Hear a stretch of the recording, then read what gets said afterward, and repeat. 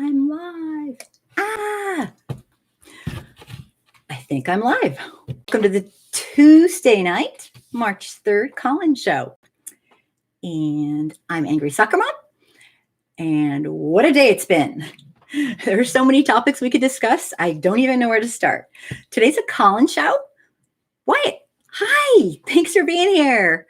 Oh my gosh, I'm very, very happy to have you. Starting a few minutes late, but we have stuff to talk about. If you're new to the show, please consider subscribing. Obviously, you might want to listen and see if you care for the stuff I talk about with everybody first, but I'd love to have you.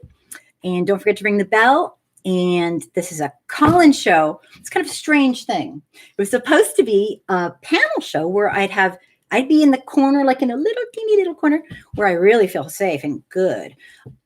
And I just have the friends on and the people on to tell what they think and what their opinion is.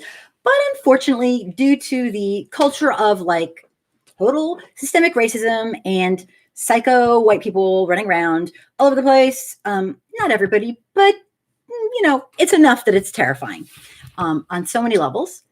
Nobody wants to go on. So I did a call-in show. So I'm excited. Everyone's here. If you need the number, it's a whole other story. If you need the number, we had a little troll fest a couple weeks back. So you have to get the number. This is kind of sad. Get the number from going on my page on Facebook. Oh my God. I should just tell you my life story instead of Les. Yay. Thanks for being here. I'll tell you my life story. It's not that interesting, but the trauma. But I will give you the number once I check you out because there were trolls calling in. Oh my God, crazy trolls, crazy trolls. So hopefully they'll be gone and we can get that going. So if you want the number, go to my Angry Soccer Mom page on YouTube. It's my only little thing I have on YouTube left since I got booted off for life. Whole other story. And I am on Twitter, although I don't really know how to use Twitter, at Imagine No Hate. And it's kind of funny because Michael, yay, nails and glitter. Happy to have you guys. Oh my gosh. Today's call-in show is really a free-for-all. And I've prepared some things, but I'll just tell you what I prepared. And if you have anything to talk about, I'm open, anything. Just come on over and call me. I've prepared a little bit about, you're going to laugh. I'm getting more jaded I'm jaded, how else can I put it? Every Trump's, I'm a little more jaded. Every Trump supporter I see, it's like, or talk to or hear about, skeptic goat, hola. Oh my gosh. So I prepared a little bit about losing my faith in humanity, one Trump supporter at a time. And I know people are like, oh, it's not his fault. And I get that. It's the people. And you know what? I absolutely get that. But he's evil. He's pure evil. And we must have him out. They found their leader. And the way I put it is, and I am absolutely not sorry about this. If you support Trump, you may not be racist, but it sure wasn't a deal breaker for you. AKA, you're racist. Sorry. You can't support someone who is a racist piece of shit and then say, well, but I'm not. No, I'm sorry. You are. And that's disgusting. And I'm not here to like, oh, you're racist. It's just, let's be real, people. This nation is out of fucking control. Okay. Now I'm back to our regularly scheduled program. I have prepared a little bit on, little rampage, the Democratic socialism versus communism. It seems as though people aren't understanding. I know the people watching here understand, but it seems as though there's a large chunk of America who doesn't quite get it. I prepared some stuff on Super Tuesday and why the Dems are pushing Bernie out. So even if you hate Bernie, you don't want him to be pushed out. I mean, that's not nice, and that's not democratic. And the coronavirus, people are, oh my God, we have like the dingbat in chief in charge of it, and his like little friend Pence, Lloyd. Yeah, it's insane. Hey Lloyd, thanks for being here. So the last thing I have prepared is something I really don't have prepared. I just prepared the topic. It has to be up to everybody else. There's quite a trend going on A lot of Black folks say that, you know what, these people, none of these people represent me. And I'm sick of this shit. I mean, obviously, I'm not quoting anybody. I'm just kind of paraphrasing. I'm sick of this crap. And you know what? If I don't find anyone good to vote for, I'll either won't vote or I'll vote for Trump, because at least he represents America for what it really is. And so I wanted to, if anyone wants to come on that later on, I'd love to hear that. So anyway, what a day. And actually, anything you guys want to talk about, it's totally fine. Just jump in.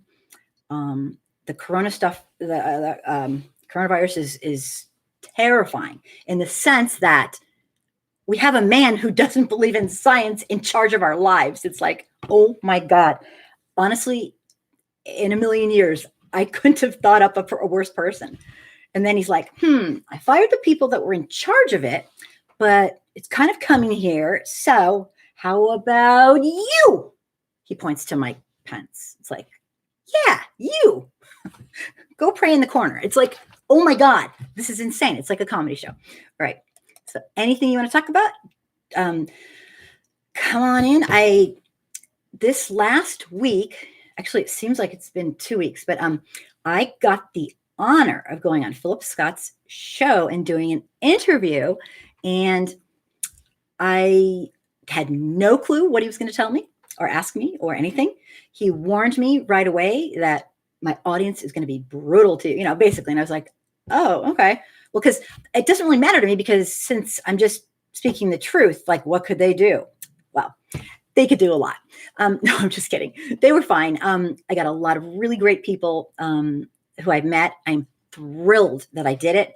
Got one really, really crappy, nasty, mean review from what I thought was a good friend. So I was devastated. It was brutal. He ended up taking every comment on Philip's site that I had that was bad and showing me and saying, this is what everyone thinks about you, basically. And he listed it all. I was like, oh, wow. And he said, suck. And it was a nightmare. But you know what? I will live. Systemic racism is killing people. I'll get by. Okay, I lost a friend. You know what? Another one bites the dust. What can I say? But thank you, Wyatt. Thank you so much. I did the best I could. I'm not like a professional. I'm not a speaker. He didn't tell me what he was going to ask. And I just sat there and said what I thought. But part of the problem was this, is that when I worked exclusively with white folks trying to get them educated, and, I only worked with people who were extremely sensitive and wanted to learn, but didn't know what to do. They had been out of it, and they know something is going on. I worked with a very small subset. I don't work with KKK people. I can't help them. My God, I don't know if a panel of Freudian disciples could help them.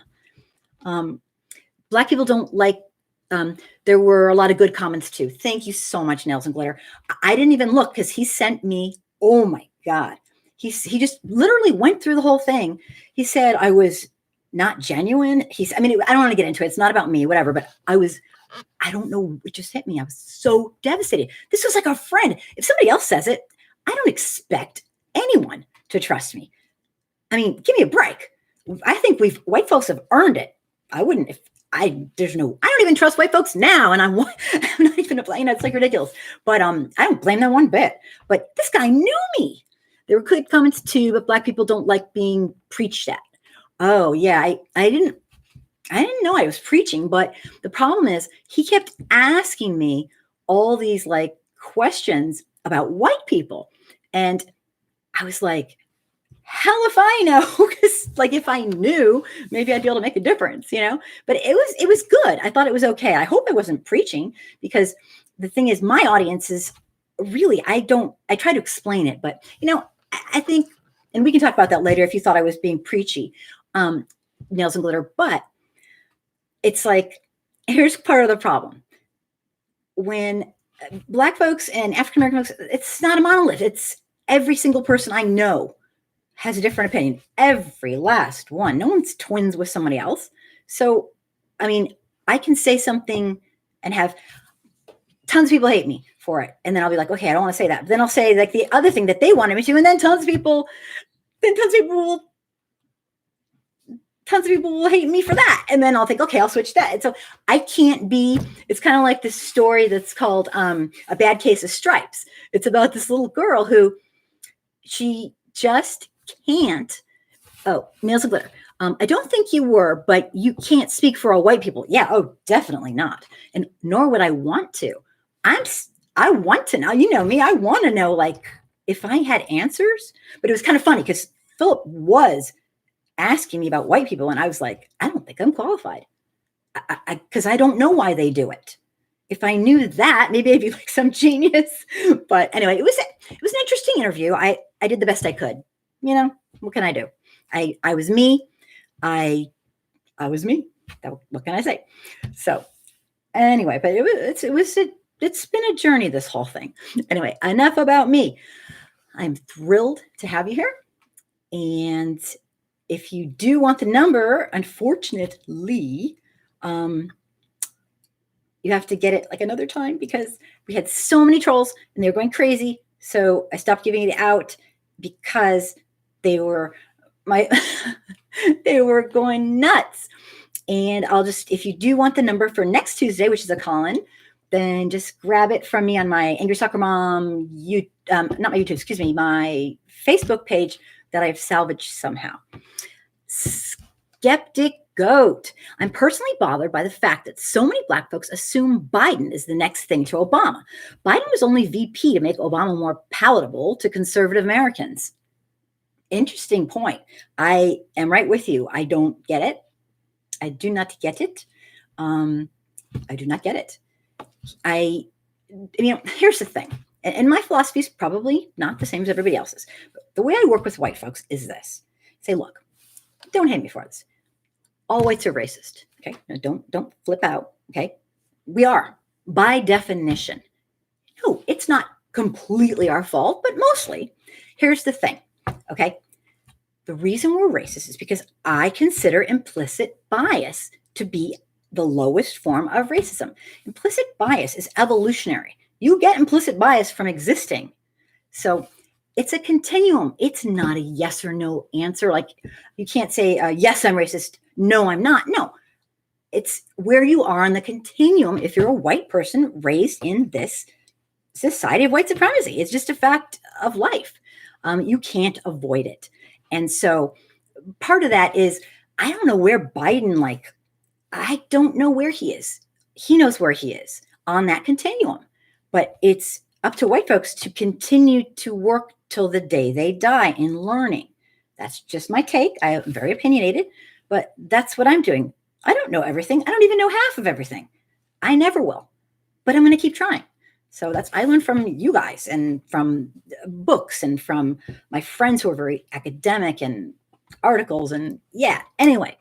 So Bernie, we're going to talk about him tonight because the GOP is set on spreading misinformation. They're desperately trying to make him out to be a communist. But he's not even a socialist. So it's so confusing. And he's technically, if you ask a university student who will put me in my place in 2 seconds, he's a social democrat, which is kind of what FDR was in reality. We have hundreds of social programs happening now in America. I just did a video, put it out there along with another video from Robert Reich. And I hope you guys check out those 2 videos. Mine's more of the usual educational whatever. But if you know anybody who doesn't get it, I have simplified it down to like a lemonade stand. So it's really simplified and oversimplified. But at this point, I think that's what white America needs. Because if you think being a democratic socialist or a social democrat is a communist, then that's no. So we have hundreds of these. At the very end of my video, I put like 400 social programs that we have. It took a long time to write them all. Anyway, the GOP is basically counting on the utter stupidity and ignorance of people and their fear of the Cold War era communism and socialism. Skeptic Goat, great vid on communism by, oh, thank you. Oh my God, I love you. Thank you. Because I really threw that together. People need to get it. If you're not going to vote for Bernie, that's fine, but don't say it's because he's a communist. That's just, it's embarrassing, and it's not true. And anyway, personally, I will vote for whoever, and I know people disagree with this. I will vote for anyone who isn't Trump. And I get it if you disagree. I respect that, but that's just me. Leslie, make this bigger so I can see. Thank you so much for telling me that, though. Okay. There we are. Thank you, Skeptic Goat. Leslie. 911. What is your emergency? Yes, my house is burning. Can you send someone to excuse me, sir? May I have a valid credit card number? First, this is what they want. Okay, that is an amazing analogy. Could you go further with that? Could you go further with that? And I want you to explain further, because I think I know what you're saying. We are in America, and I'm not saying this is what you're saying, Les, but tell me more. We are, okay, I hate to say it. Sorry, I'm not very proper. We are up shit creek without a paddle in this country. It may be too late. We have a president who is still in office, who thinks he is above the law, and he is. He has a clan around him of Republican senators who have been kissing his ass. And because I'm not a news station like one of the real, I can give a lot of my opinion, and that is my opinion. Uh-oh, I'm losing people. People are running away. So if it's not Bernie, I get it, but it is not helping a lot that Bernie can't seem to explain a lot of this stuff. I know he knows it, but he's really not. I don't know. What do you guys think? He's really not explaining. He's not doing a great job of explaining. I cringed when he said socialism, years ago, and then he said, like Sweden and Norway. I'm like, no, don't say that, because social programs, you don't have to say the S word because people get crazy. So right now, I feel like we're not a democratic republic. We have a president who is above the law. His clan is protecting him. He lies constantly. His followers believe him. They don't care. He had them at racist. The minute they found out he was a racist piece of shit, they're like, yay, we've been looking for this guy our whole lives. Leslie, we have socialism, 911, social security, your police, thank you. Your police department, take away that, you have to pay first. Thank you. Leslie, you actually get it, which is awesome. People, what do you think the roads are, the libraries are? I mean, it's like crazy. I personally don't think what'd you call him? Bloomer would be a worse racist than current idiot. The police are a problem, not a solution. Right. And that's how Les, yeah, he knows. Les knows that. And personally think Bloomer would be a worse racist. Yeah, and you told me that. And I totally understand that, where you're coming from. I just, I can only think from my place of white privilege, because I'm white. I can't say, let me put that aside and say no, this is what I think with everything thrown together. I think he would be horrific. Okay. I think it'd be horrible, but I think Trump wants to take over the world like Hitler and be a dictator. And so, yeah, you nails and glitter. We've talked. I get it. I don't blame you one bit. Skeptic Go. Bernie's problem is he assumes people are more informed, more good-natured, more honest than they are. Skeptic Go, you just nailed it. Yep. He doesn't get it. He just doesn't get it. And so I did this very silly, kind of funny, dumbed down version. And anyone who's an academic is going to look at my video and go, that's not right. But you see, I was just trying. I got to work where people are at. And I really feel people are, if they're calling him a commie, then that's where they're at. He's not even close. They don't know what it is. So that's why I tried to do that. So, but yeah, great point, Skeptico. So if you do have something to say and you want to call in, I am here. I'm just going to keep blabbing and taking people who are writing things. Oh, don't forget, tomorrow is my main live show at 9 Eastern. Any topic, whatever you want to talk about, and we will know a lot more about what's going on. oh my gosh, there's just so much happening right now. Okay, where am I? Yeah, he constantly lies. The gap between the rich and the poor is larger than it has ever been and growing rapidly, according to the Washington Post. The income gap is higher than it has ever been since they've been tracking it since the census. Which reminds me, a video I did last week on how the GOP is sending people fake census data and materials so that people are filling it out thinking it's the real census, sending it in, absolutely purposeful. I mean, talk about sleazy, corrupt. It's ridiculous. They leave nothing unturned. It's horrible. So that's going on. Trump is all about making the wealthiest corporations and himself rich. Bernie's programs are not outrageous. Sorry, they're not. Maybe to people who don't know anything, they are, but they're not outrageous. And it kills me to see these impoverished white folks going, oh my God, we can't have universal health care. We can't. Why? Because you might get health care? What the? I mean, I don't even know what to say. Uh-oh. I'm going to try to grab that. Although, sad to say, it's not open. Give me 2 seconds. Don't give up. Ah, there it is. Got it. Hello. Thanks for calling in. What's up? Can you hear me? I sure can. Hi. But I can't hear you. I can see you, but I can't hear anything. Uh-oh. So that's not good. Let me fix that immediately. Yes. Can you hear me at all? I can hear you now. Oh, you can hear me? Yes? Yeah. No? Oh, okay. Because my speakers are here. I'm here. Okay. So you're good? I just checked all my stuff. So what's up? Thanks for calling in. What do you have to say? But wait. Something's wrong here. Our timing is off because you're talking right now. I can see you talking. Yeah. But you're not. I can hear you. It's going to be a little off because there's a lag. Is that okay?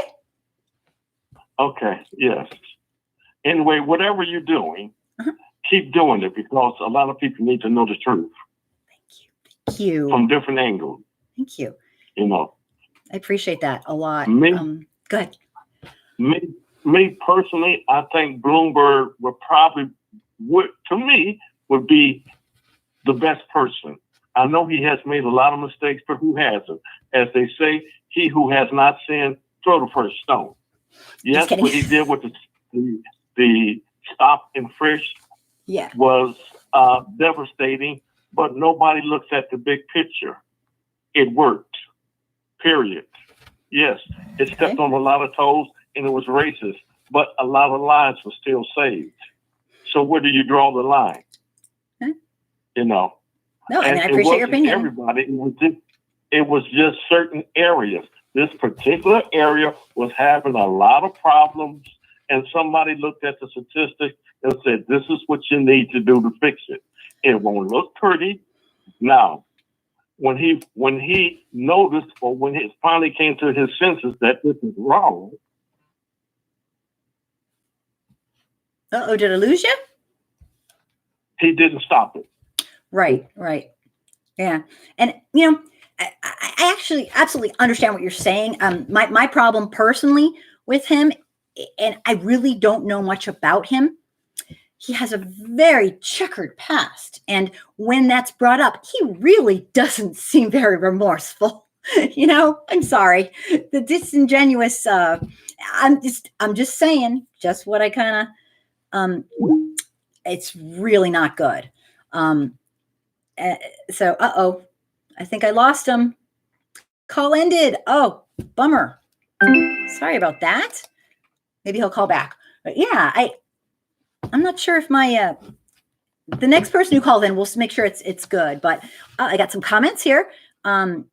Skeptical, Bernie's problem. Oh yeah, okay, we already got that. Jeremy, hi. A man who judges men based on one level of keratinization is foolish.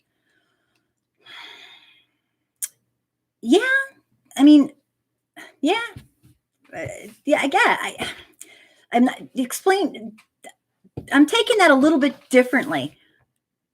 Oh, Les, we were cut off. Sorry about that. It's kind of elaborate, if you would, Jeremy. I want to know what you mean, if you don't mind, if you have time. Skeptic Goat, is there any way to get the call-in number? If you know, here's a way. If you know anyone on here, personally, you can call them. I can't get it to you right now because I'm doing the show, but I would love for you to call in. That would be amazing. So do you know anybody on here? Just, get a hold of them and maybe, then definitely they'll give you the number. Yeah. So, and if not, grab me on my Facebook page. It's called Angry Soccer Mom, and I will definitely get you the number. Just message me.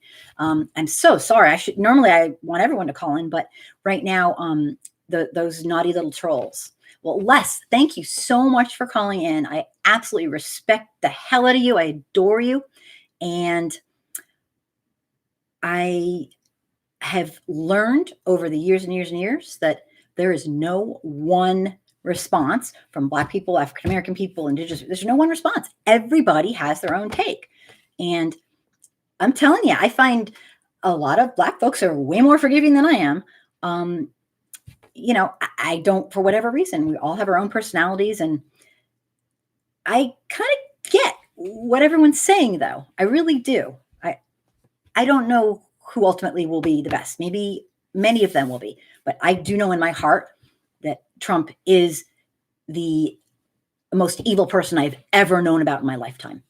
He's a total sick fuck, and I don't understand how someone with a conscience could ever support him, not even on any level.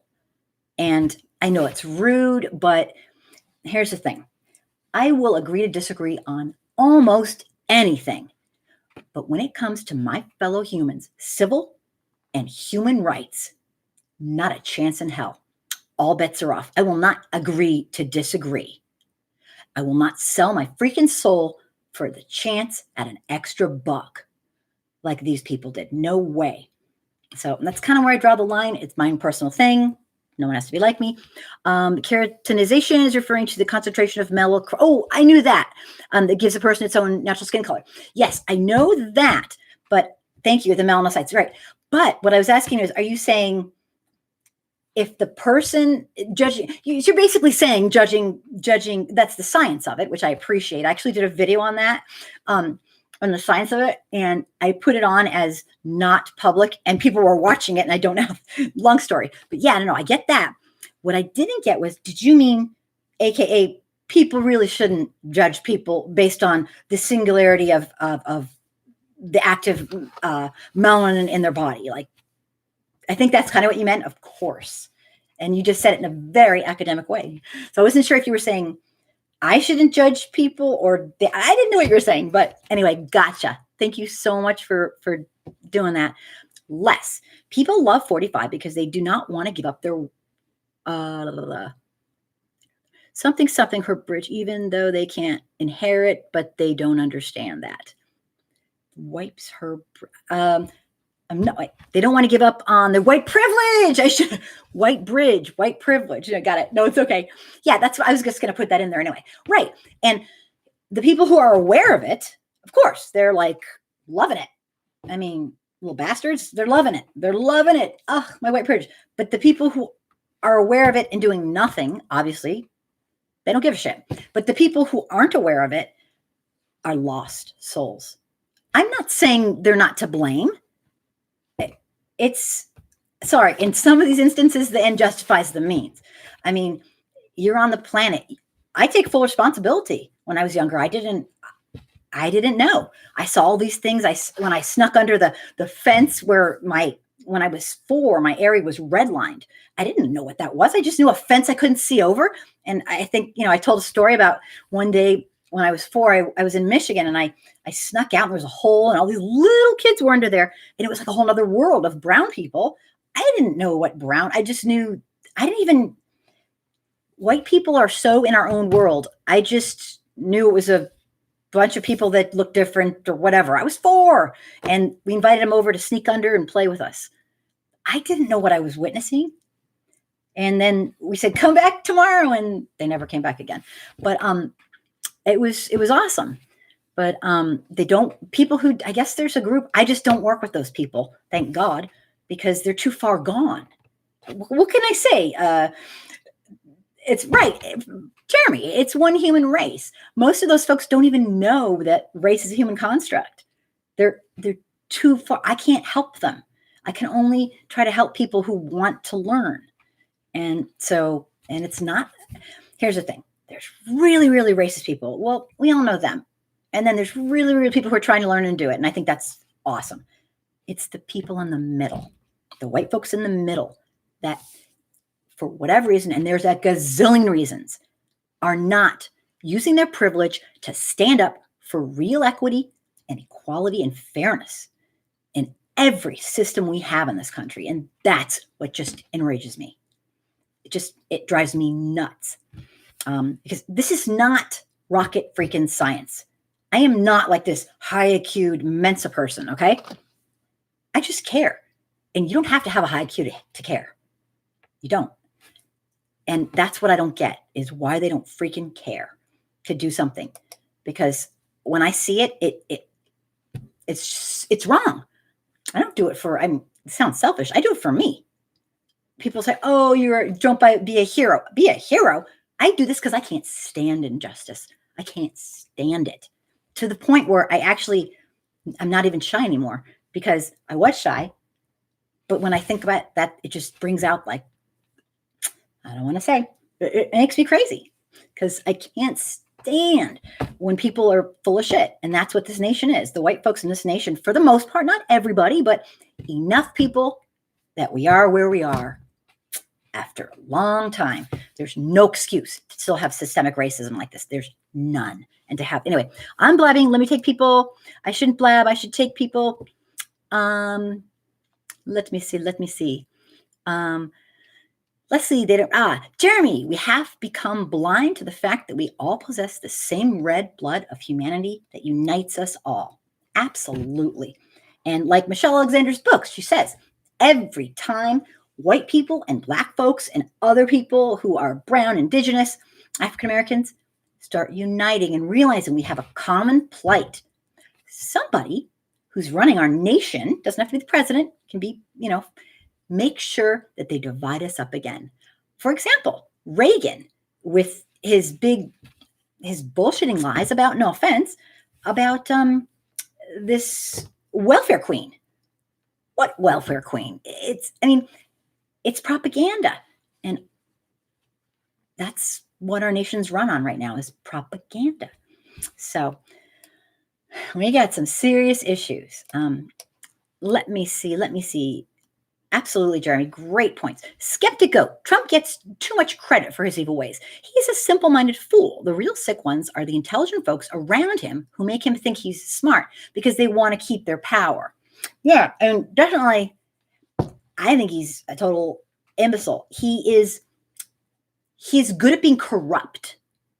Okay? He's had a lot of practice. Clearly, he learned something growing up. He truly believes, I think he's mentally ill personally. I think he has a personality disorder. I've diagnosed him, like the doctor is in. Okay. I'm not a doctor, but I don't say that about every person like that, but he's got it's not a close call, the guys. And he has these co-people around him who support his poor, obnoxious behavior. I feel like he is like a mobster. He's a mobster. He acts like a mobster. He talks like a mobster. Jamie, hello. Thank you for being here. Sweet. We're just blabbing away here.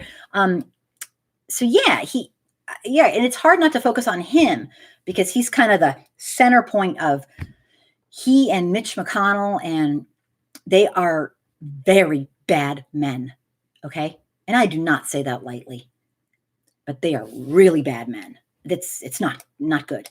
And this is not like a hobby. This is a lifestyle for these people.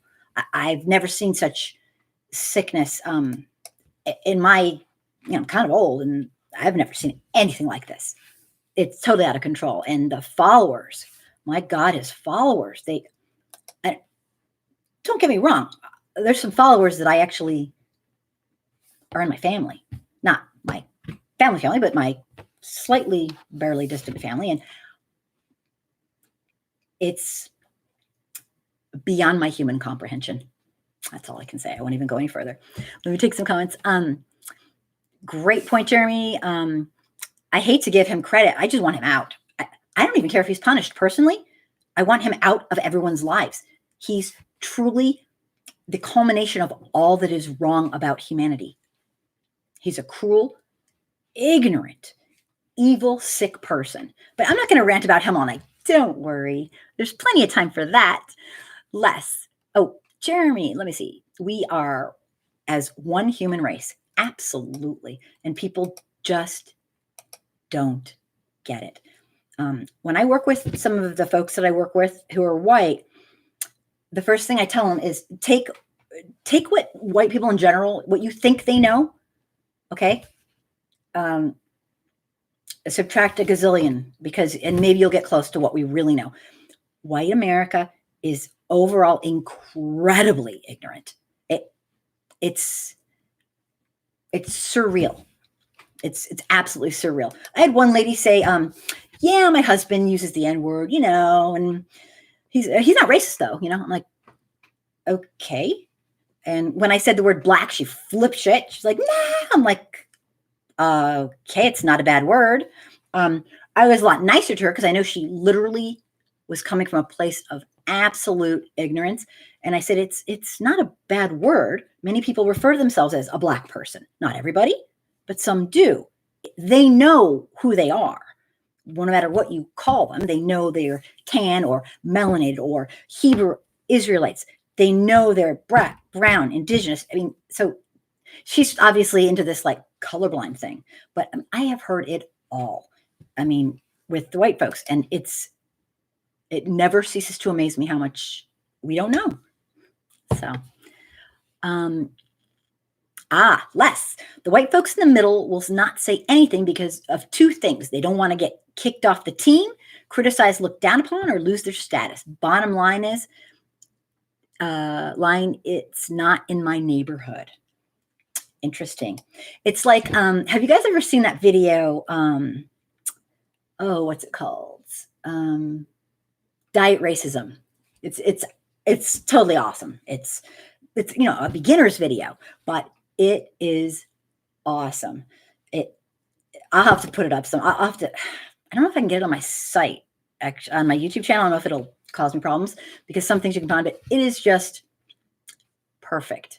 It's a kind of an acting out thing. It is, you name it. It's called Diet Racism, and they have someone on there going, "Well, I like black people, but I wouldn't want to have my kid marry one." And what I said was, I wouldn't want to have my kid marry one. It's one of those.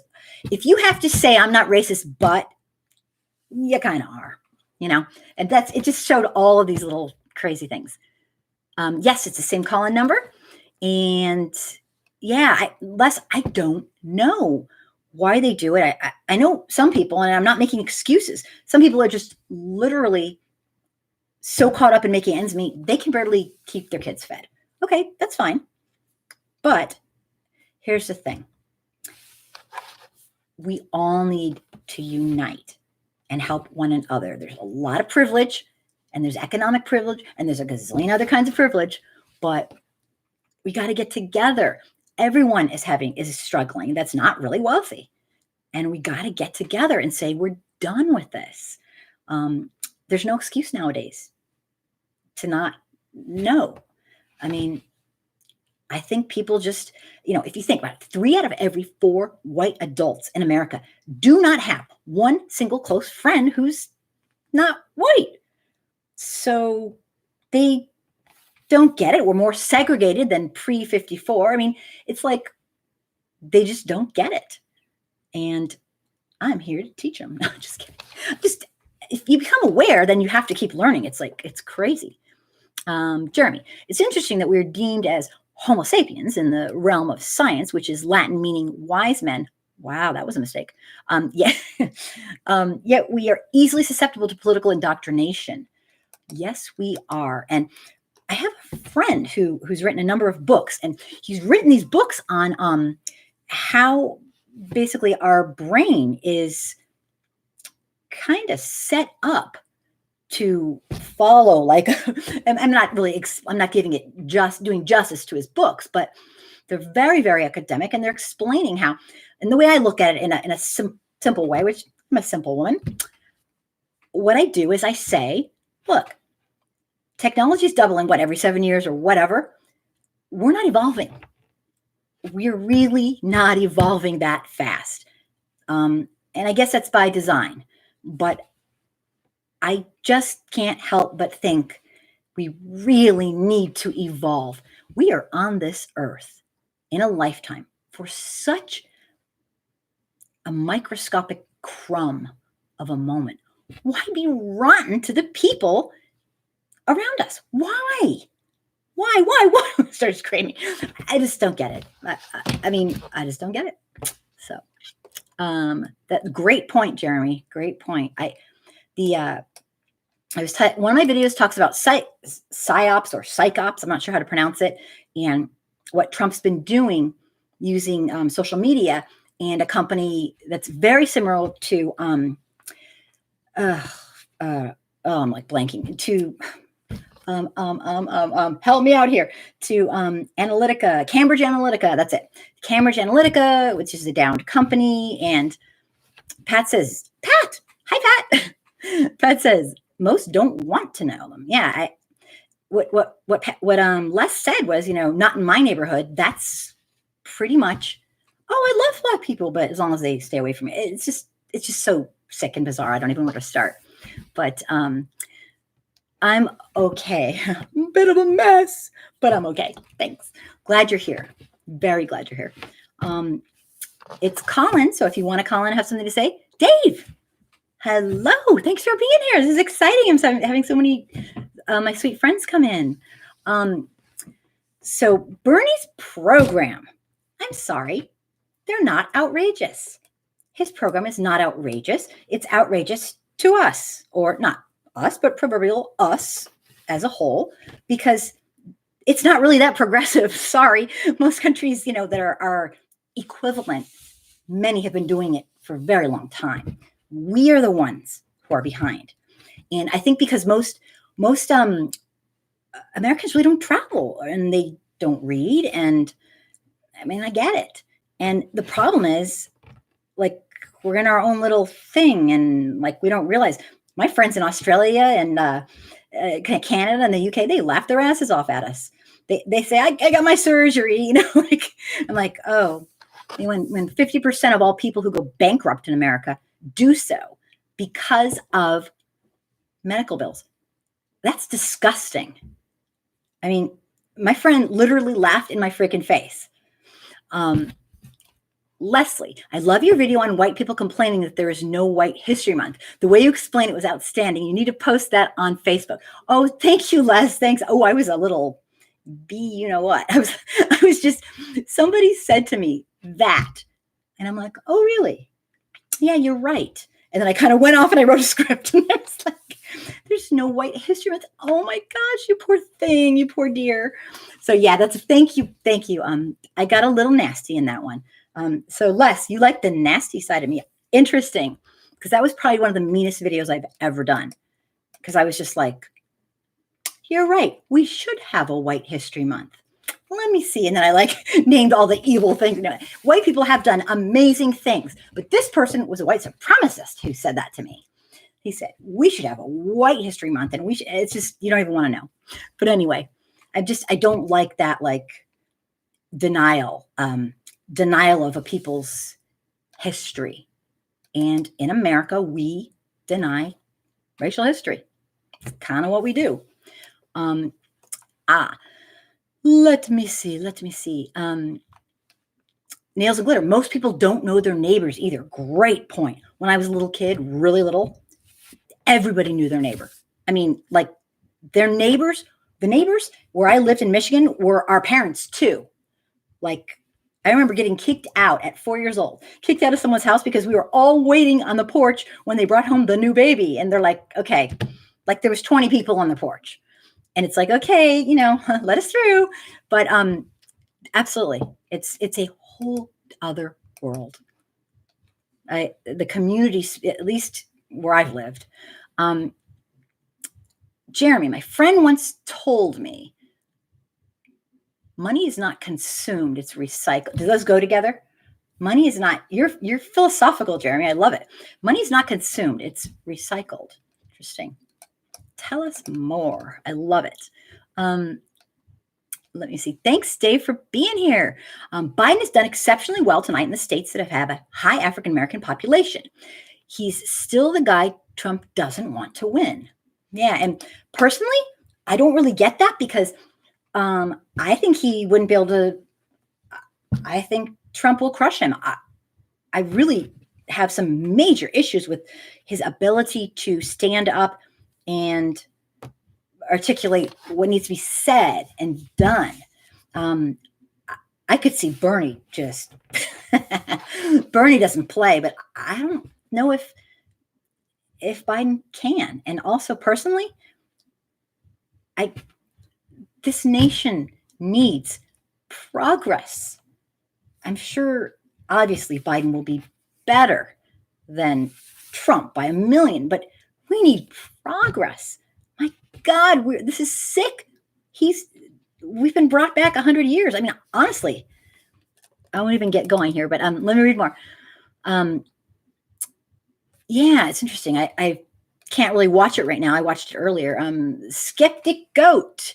Humans are hardwired to accept and follow patterns that preserve our existence. That's why why fear is used in religion and politics. Many are trained from a young age through religion not to challenge. Absolutely. And it can't be more obvious than what's going on with Trump and his fear tactics. Lies. He makes up lies and terrifies people, and they are unwilling, unable, I don't know, to take the time to actually research and figure out that these are bold-faced bullshit and lies. And it's unbelievable. The things that the normalcy of the lies, they don't even check anymore. I looked at, oh my God, I'm not on Facebook anymore, really, because, okay, whole other story, because I got kicked off for life, don't know why, whatever. But I happened to go on another thread and I saw somebody I knew spewing absolute, not just a lie, that they passed along this thing that said, not only was Biden's son involved with the Ukraine company, 5 other Democratic senators' kids were too. I'm like, oh, for God's sake, shut up. And when I actually confronted her on it in a very nice way, she goes, oh, I just put anything on Facebook. I don't really believe the stuff I put. I'm like, I got nowhere. I didn't write. I couldn't. I mean, she's too far gone. I was like disgusted. I was like, whatever. Kitchen politics. Hey, yes, you call in anytime you want. Awesome. I'm going to take a couple calls. I'm happy you're here. Yeah. And part of my friend's book is he teaches about how we're hardwired and how the part of our brain that is used for critical thinking skills is absolutely being stifled by these memes and these falsehoods and not reading and wanting a quick fix. And as I said, and he said separately, he did not steal it from me. I did not steal it from her. Thinking hurts. I'm sure a lot of people have said that. And it's more fun to not be hurt than to be hurt. So looking up stuff takes time and you have to think and, people don't want to do it. But you know how they say a ignorant populace is amazing to people in power. They love it. They can tell you anything they freaking want, and we're stupid enough to believe it. It's unbelievable how we are manipulated. Unbelievable. Great comments, Skeptic. Thank you. Dave, did you hear the Supreme Court now wants to kill the Affordable Care Act? Oh, yeah, I believe it. Republicans are the worst serial killers and terrorists in America today. 20 million people could lose their health insurance. See, their health care. Yeah. Here's the thing. There's just so much going on. Our nation is supposed to be this society with capitalism as an economic system with checks and balances and social programs. Okay. Not as a lifestyle. We're not supposed to be capitalism as a lifestyle. Like, my God, that means, well, and that's kind of what the past decade after decade, we've allowed companies to be humans. I think not. That's what we do. We've taken away checks and balances. We've fed loopholes to these corporations. We don't run America. Corporations run America. And they are not people, and they do not give a shit about people. They give a shit about one thing, and that is money. And that's kind of what they're supposed to give a shit about. That's why we have to have the other side. But it's out of control. Out of control. Like, I need to tell you that. So we need a progressive person. Like, when people say, oh, the progressives won't win, I've heard such contradictory stuff. I've heard absolutely they will. We are so far behind. It's not outrageous. It's not extreme. It's only extreme to us because we're ignorant. Travel the world. It's ridiculous. A lot of people think our democratic republic is in the late stages of democracy collapsing, and how it goes usually is it'll go dictatorship or it'll go towards more socialism. Not socialist, but towards socialism, and who knows from there. If it goes dictator, we are fucking doomed. I'm just saying. And that is why I fear Trump so much. He loves being in control. He loves the power. And it's terrifying. Yeah, Dave, that's, gosh. Dave, Trump rallies are a celebration of White History Month on a daily basis. Great point. It's awful. It's terrifying. That's a good one, Dave. Actually, Trump rallies, nails and glitter. Yeah. Nails and glitter. I won't vote for Biden. Yeah, I know. We're going to, you know what? One of my last topics is people who just are done and they're not going to vote because they won't do it. And you know what? I get it. I wish they would, but I get it. And I say, how long does a person have to wait, or a group of people, to just not have more than everyone else, to just have equity in a nation that boasts liberty and justice for all? So I don't blame anybody. Let me see. Great point, Dave. You're on a roll, mister. And if you want to elaborate or call in, Nails and Glitter, please go for it. I always love what you have to say. Skeptical. Biden will not stand a chance against Trump.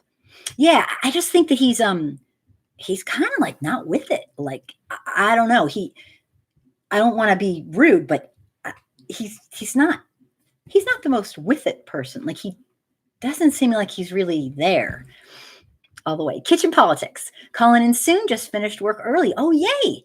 Awesome. Thanks, Kitchen Politics. Jeremy, it's interesting coming from a biblical perspective that America claims to be one nation under God. Although Jesus said to the Pharisees that my kingdom is not of this world. Pharisees. Am I saying that right? Pharisees. That's how I would phonetically say that. I don't know anything about the Bible, so I'm terrible. Interesting. We're definitely not. Here's the thing, and that's a great point. We like to talk about things. We are big talkers. We like to talk about how great we are. We like to talk about how godly we are, but we don't like to actually be great or be godly or be fair.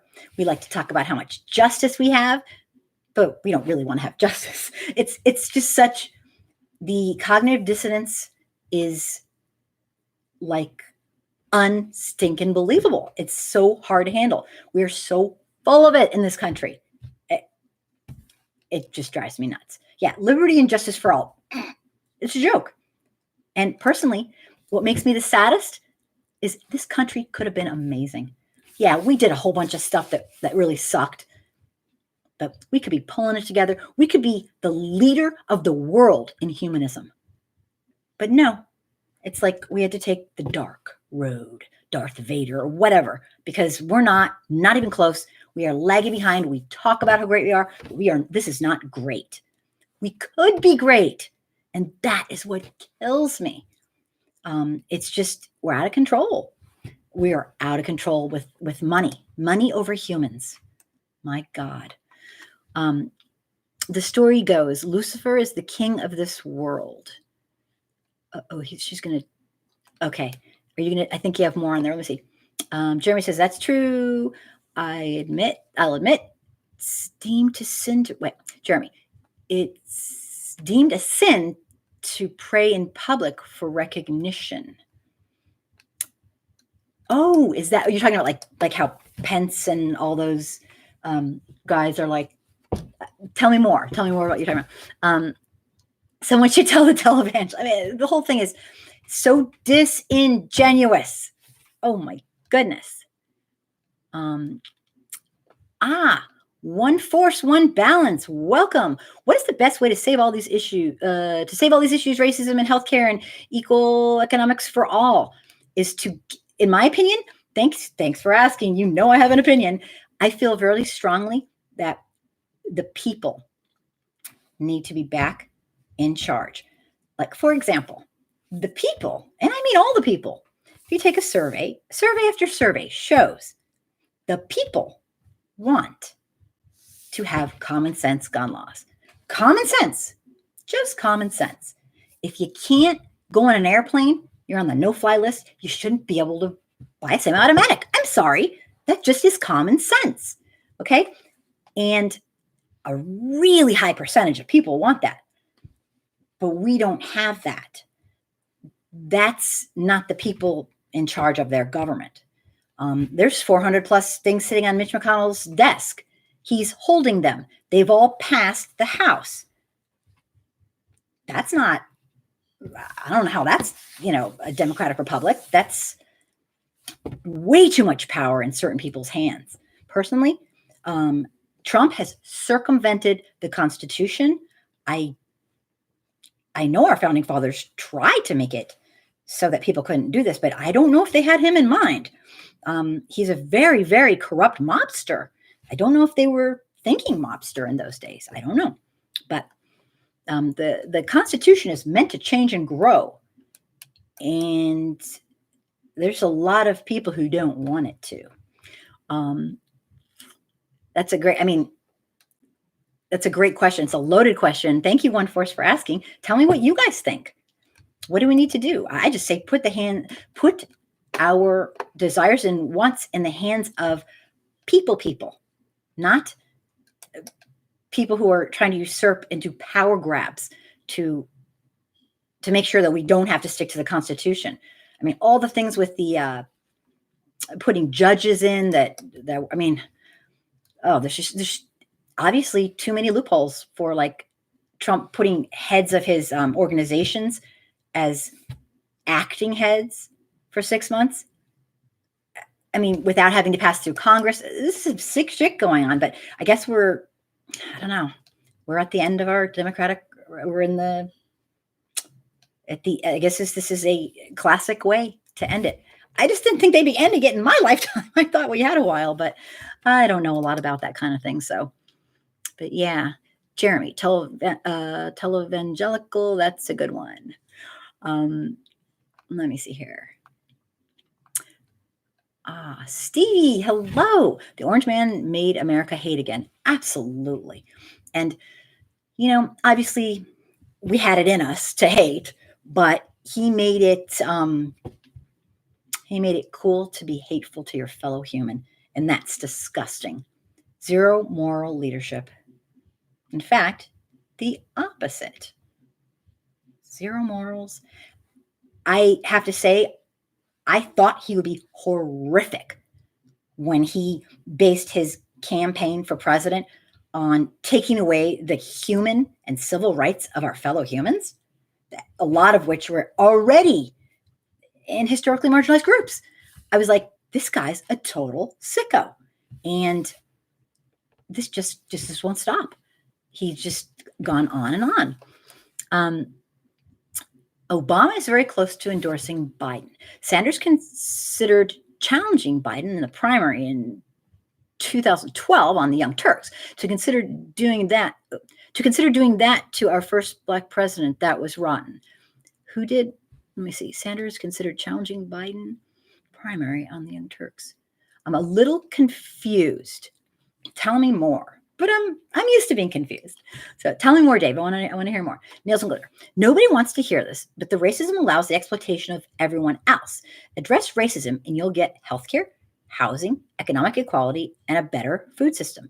Oh, I want to hear it. I agree 100%. I mean, I don't know if this is what you're saying, Nielsen Glitter, but everything I do, I see racism leading back to, I mean, follow the money and you will see it's racism. It's what our country was built on, and it's what we have a sick relationship. Uh-oh, phone call. Okay, let me see.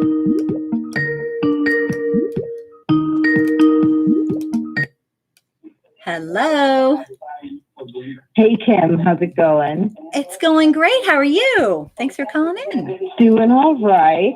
You like that comment, huh? Yes. I have more to say about it if you're interested. I would love you to. There's a little noise in your background. It might be me yelling from a... No, I'm trying to move. I move slow. I'm trying to move. It's okay. I'm so happy you called in. All right. Tell us what you think, my sweet friend.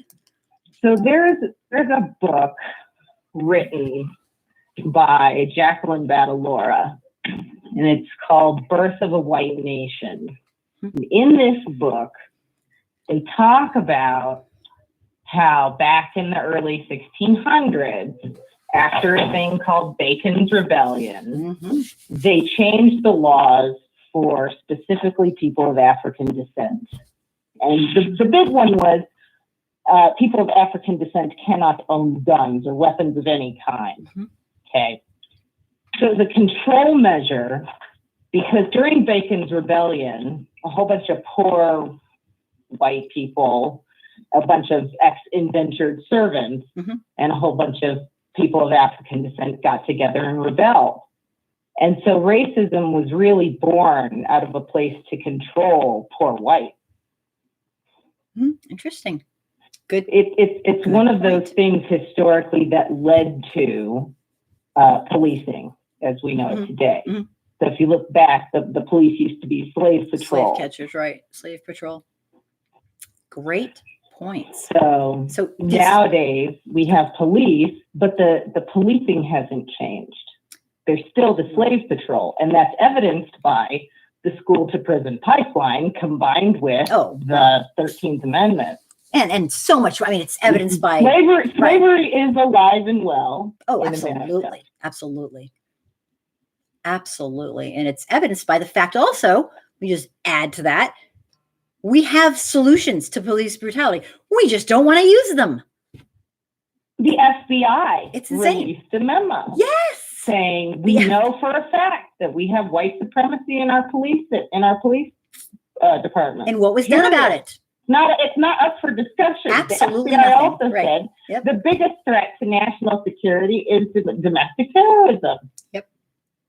Absolutely. Now, I don't know what the hell a black extremist is. I know quite a few. Neither do I. I don't know what the hell a black separation extremist. Why the hell wouldn't black people want to get away from white people? Right. That's the whole thing. It's like, that's not an extreme thought. I'm trying to get away from my abuser. Exactly. Thank you. Exactly. I'm trying to break up with you. We have a bad relationship. Yeah. It's not working out. It hasn't been working out for a long time. It's not working out for me. I'm going to go hang out with people that are more like-minded. Absolutely. But we're extreme for that.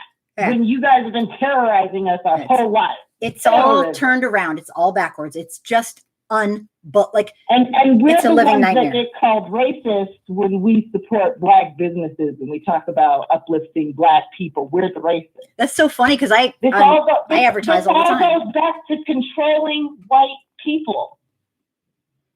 Yeah, it's really weird. This all goes back to controlling poor white people. If we can control the poor white people will control the black people. We can keep exploiting these black people as slaves in our private prison systems. Yep. And we can just have the school system that they're paying for just shuttle the kids right in there. We got slave machine working here. It's unbelievable, the prison, school prison pipeline. But you want to know why you don't have health care? Racism. because you're more afraid of becoming an N-word than you are actually doing the right thing. And I'm not saying you personally. Right, I know. Proverbially, yeah. The group in general.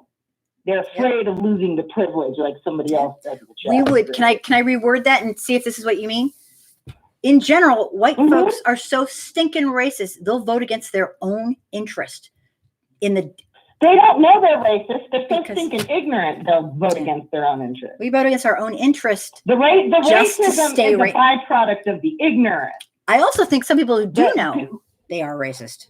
Like some of them are overtly racist, but most white people, in my experience, practice racism and they don't think it's racist. They don't know how to recognize it, right? They truly do not believe. Well, they're appalled. What they are doing is racist. They're like, what? They're appalled. Like they're not faking it. I got in a lot of trouble. How dare you accuse me of this horrid thing? Because I don't see it that way. I always say, you know what I said? The number one thing you can do to clear a room is to say the word racism with a bunch of white people in it. They'll flip shit. They'll leave. It's worse than saying F you to somebody because they. Oh yeah. And then when I say, "Oh, it's a racist," everybody that's it. They go tighten. They go crazy. Well, it's yeah. It's and it's an automatic reaction. It's built in. Yep. This thing has been going on for 400, 500 years. Yep. It's built in. I'm finding this Most quote. people aren't even aware they're doing it. Right. And the more separated we are. That's the beauty of it.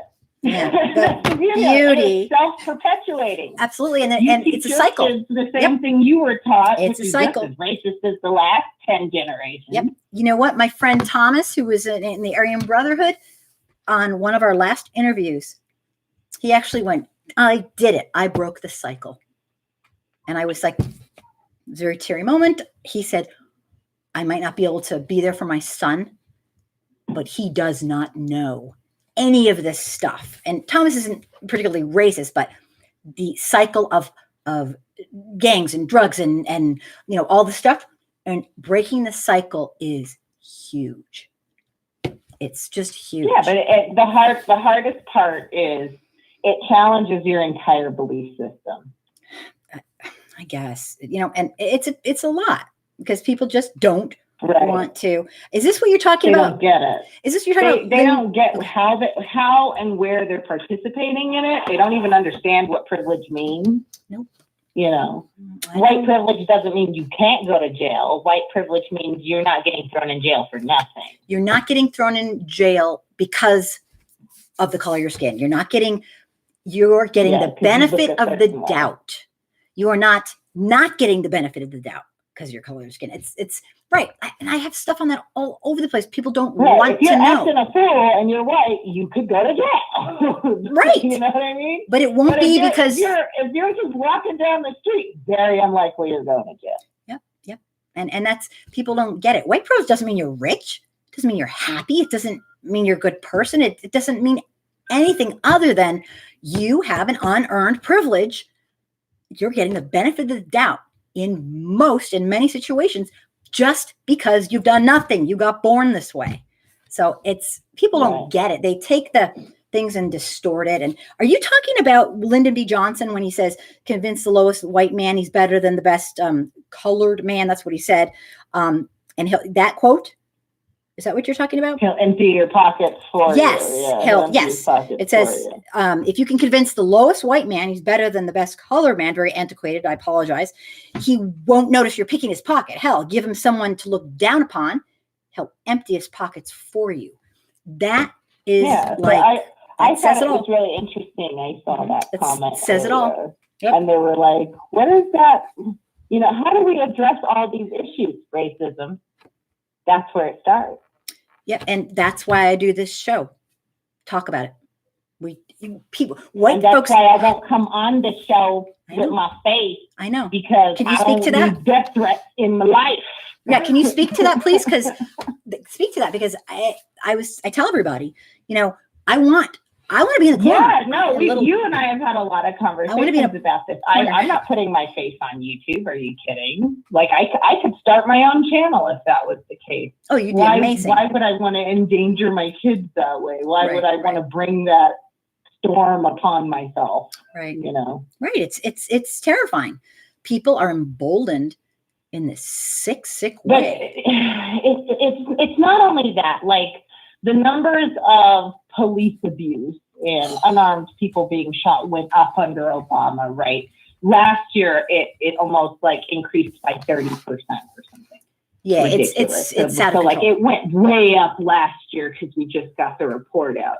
Right, and It's out of control. I've seen and had enough issues personally. I think most Black people have had some issue or another. It varies depending on region and where you live.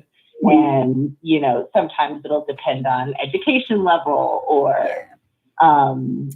but I don't know. It varies, but most Black people know to not be too open about what's really going on, because when you start saying things like, well, you're a slave too, then you suddenly your shit disappears on Facebook and your channel gets demonetized. And it's I've watched this happen to multiple people. You know? Well, I know I got booted off Facebook. No explanation. I know exactly why I got booted off Facebook, but but what you don't know is that the private Nazi groups have not been booted off. I have no doubt after the small and the amount reason of why is because they have a more intense like acceptance policy. So they go meet you in person before they'll let you into their online shit. They're you know. That's interesting. Well, also, and then part of what they do is they go out online and they infiltrate channels like yours, and then they troll you. And part of because they can it can be 5 guys and they can make themselves appear to be 100, and they can just wash out any conversation you could possibly have. Yeah, you're good. You know all about that kind of stuff. I'm not as experienced really on any of this. Well, and part of it's silencing. You know, I've been silenced my whole life. So you know about. Tell me about silencing if you have a minute. Tell me, like, that's a huge thing, and I always try to check myself, but I'm a big mouth, so I was always trying to I wanted to be in the corner, and it's not realistic. I literally want to be in the corner and be like, okay, next, just be kind of like the person who says, I don't want to be the talker. That doesn't work. See where we need people like you, where we need our allies, is we need white people screaming ever so politely at white people, because white people don't listen to us. I could sit on your channel and talk. Most white people don't want to hear it. You know what? Can I just jump in for a second? It makes me disgusted. There's something psychological where white people are more able to accept the message from another white person. Can I jump in here for a second? That would enrage me. It enrages me, but it enraged me when I was 7, but it enrages me. You're living it. How would I know? I'm numb to it now. I'm always going to be enraged by it because I guess, I don't know, white privilege, whatever. But how in the hell would I know more about how to solve, how to do, what to say about systemic racism than an actual person who lives it every day? It just because an actual person who lives it every day is attacking the person if you're pointing out the blind spot. It's unbelievable. That's just how they're wired. That's just how white people are wired. I think it's totally socialized, and I know we can, agree to disagree on that. I just, because when they're little, they're not like that. And then something happens, unless their parents have taught them. We got issues, but I can't stand the fact that somebody would listen to me over someone like you. That is just, if I was Robin DiAngelo put a whole chapter about it, and makes her me book enraged. White Fragility. Anybody who's listening, check that one out. And I promised I'll read it. I promised. Fragility. Yeah. The other book was Birth of a White Nation by Jacqueline Badalora. Thank you. You are so wonderful. Do you want to put that in? Women did interviews with Philippe Shock Matthews on YouTube. And Philippe Shock Matthews also interviewed Richard Rothstein, the writer of The Color of Law. Interesting. So this information is out there. I think you have to know where to look. Yeah.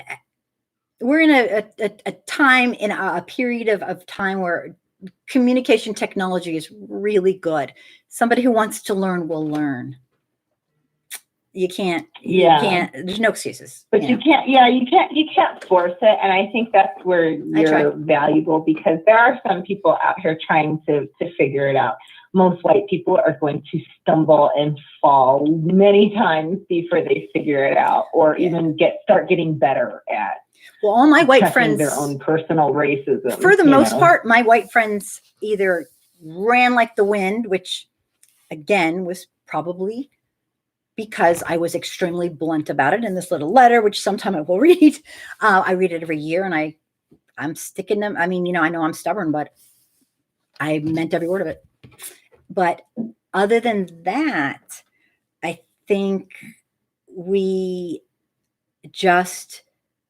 uncomfortable. It really doesn't impact us. We just don't get it. It's like you're in tough shape. You know what's funny? Be uncomfortable. That's why I challenge you about Bloomberg all the time. Like, when sometimes I'll be like, no, Mike Bloomberg's worse than Trump, because the reality is he's smarter than Trump. He'll hide his racism shit better, but he'll make you feel more comfortable. Right. So it comes from a place of privilege where you're like, I'll vote for a paper bag instead of Trump. And I'm like, wait a minute.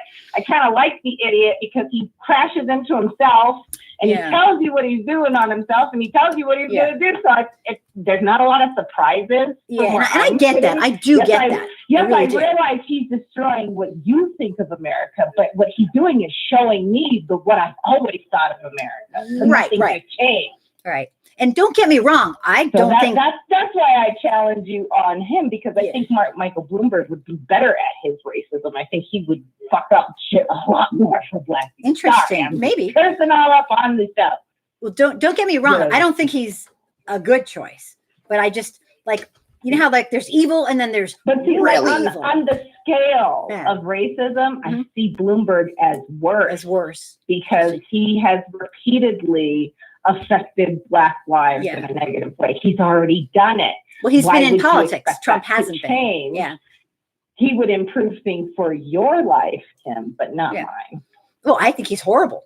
I think he is not even in the wrong. I'm just saying, he's been in politics. We've seen what he's done, but Trump's not been in politics. But if we look at Trump, we've seen what he's done too. If you don't accept that there are flaws in the system that allowed this man to become in power in the first place, then you never address the elephant in the room, which is the system is inherently unjust. Oh, absolutely. Absolutely. So why keep playing with a rigged game? Yeah.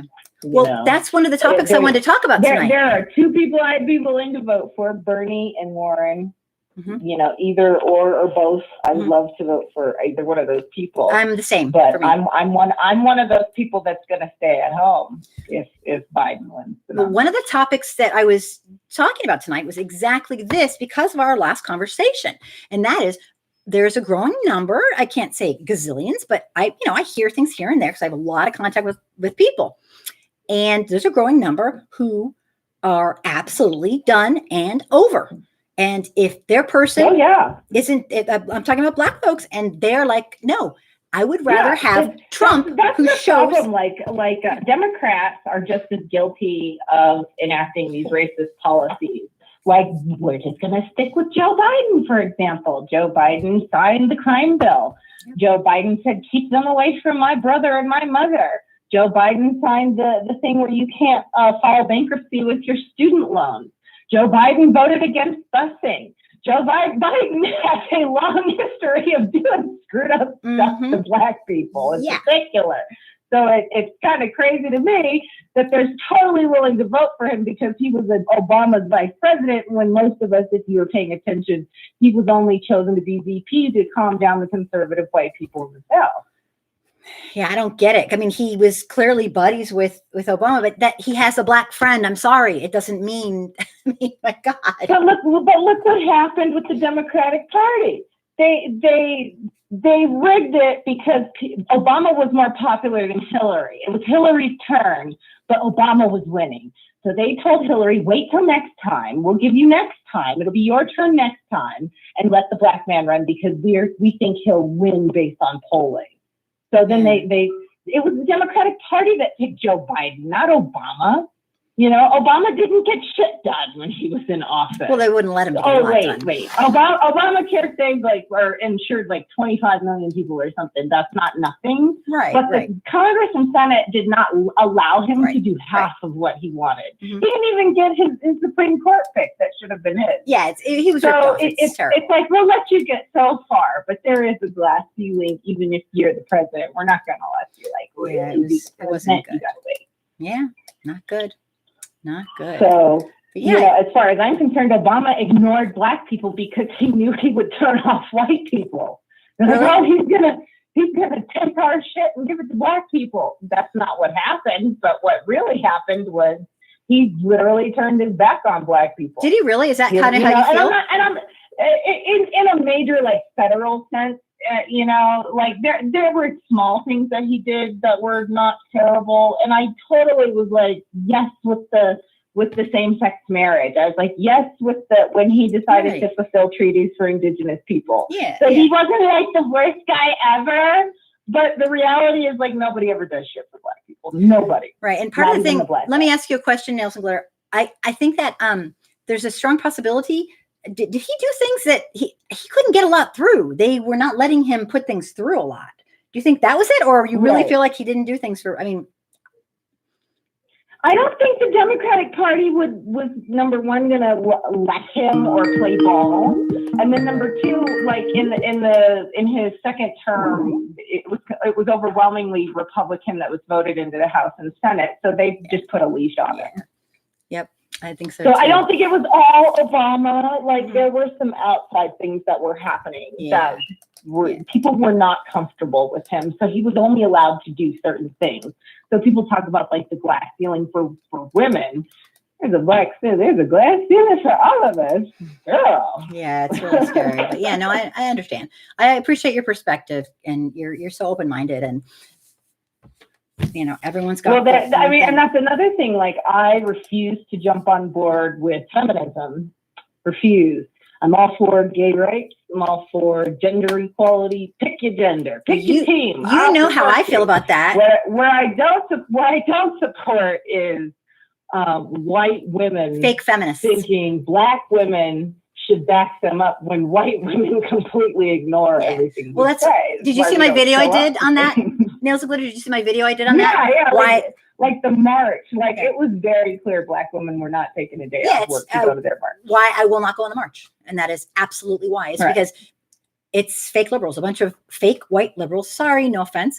Fake white liberals who don't know shit about, educationally speaking, about our culture, but they're going to get the picture on Facebook, and they don't give a shit about. We're going to show him. Yeah. It's disgusting. I'm you right there with you. Just now getting to Harvey Weinstein, and that's after you've lynched every black man you can imagine did something sexually deviant first.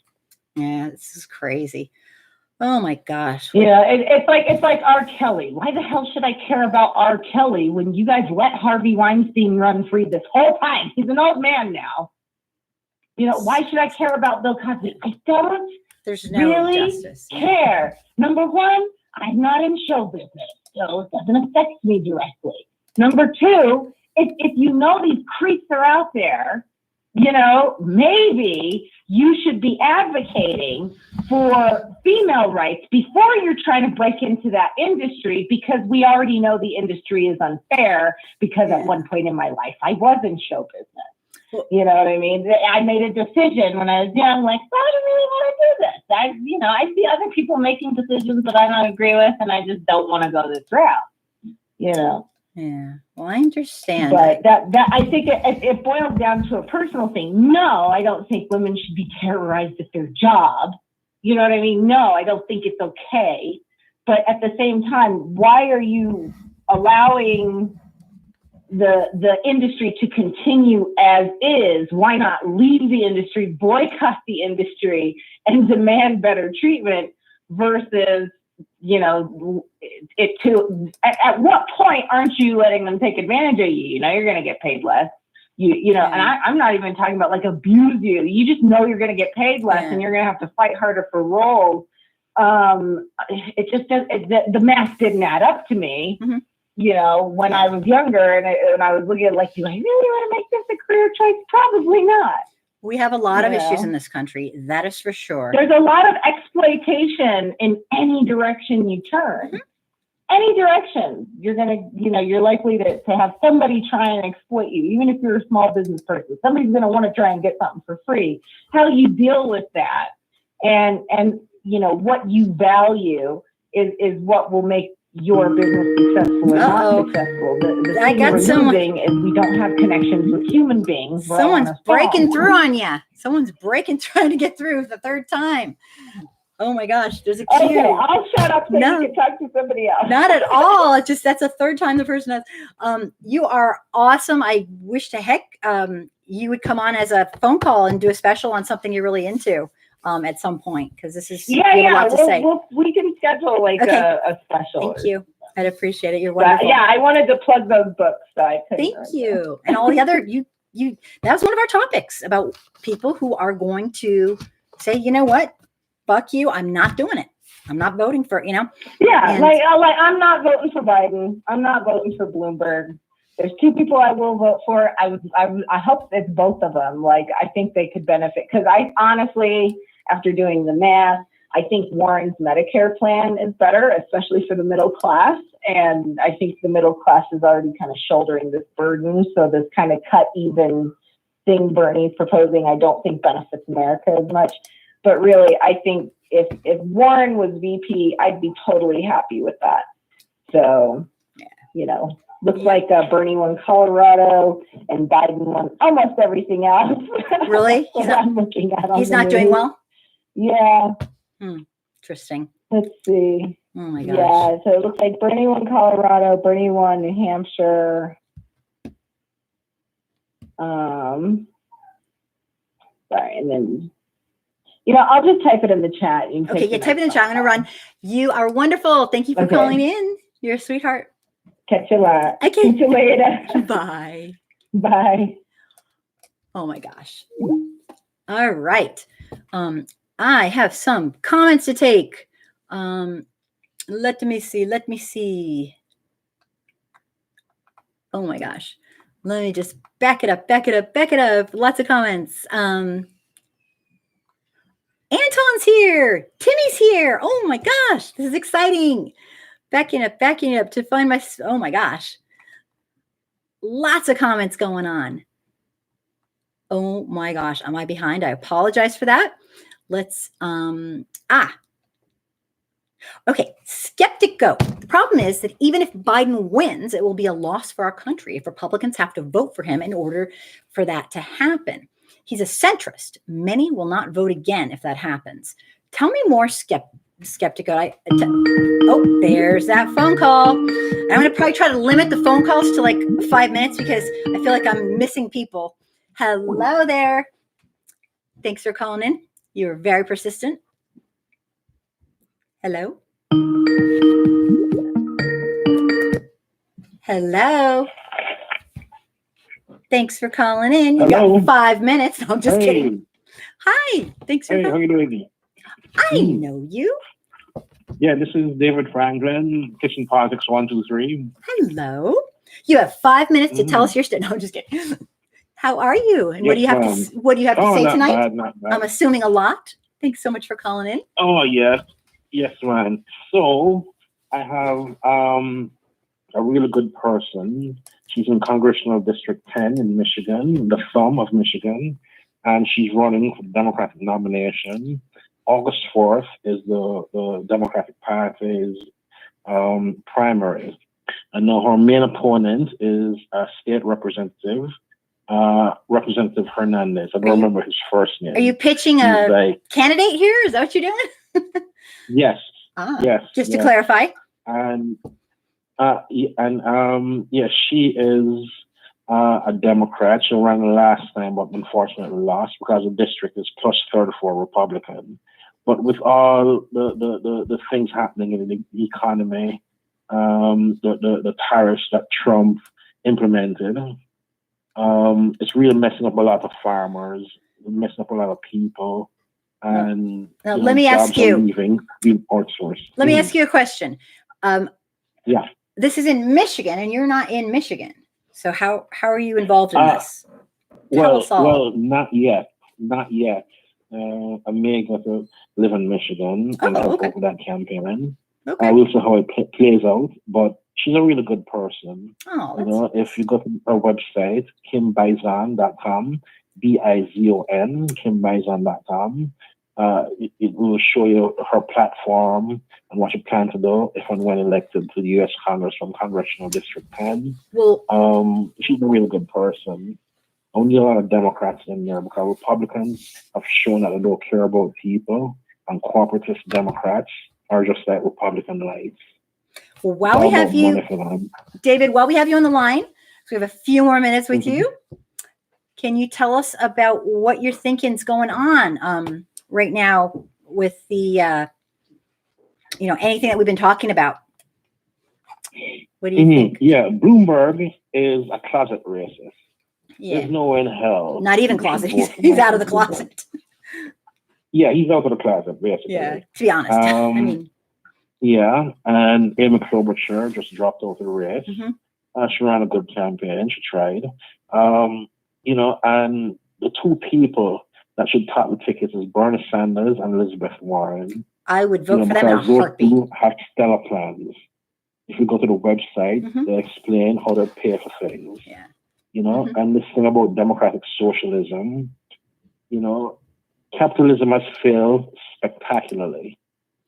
So it's time to give something else a chance, because they say, socialism can never work in America. Well, we've had democratic, social democratic. FDR. We've had stuff like this all the time. It's the corporations have been allowed to take over. It's been, creeping up. We've had that before. This is crazy. How many homeless people we have. It's out of control. And Mitt Romney, when he ran, was saying, corporations are people. Corporations are not people. Nope. Corporations are to make money. They have no heart. Exactly. They have no soul. They have no morals. And it's a huge mistake. Huge mistake. Yes. It's like I said at the beginning, in my very opinionated opinion, this nation has taken an economic policy of capitalism and made it a lifestyle. It's capitalism on steroids. It's out of control. The middle class is just dwindling. People are good economy. I don't know anybody except for billionaires and millionaires that aren't struggling terribly.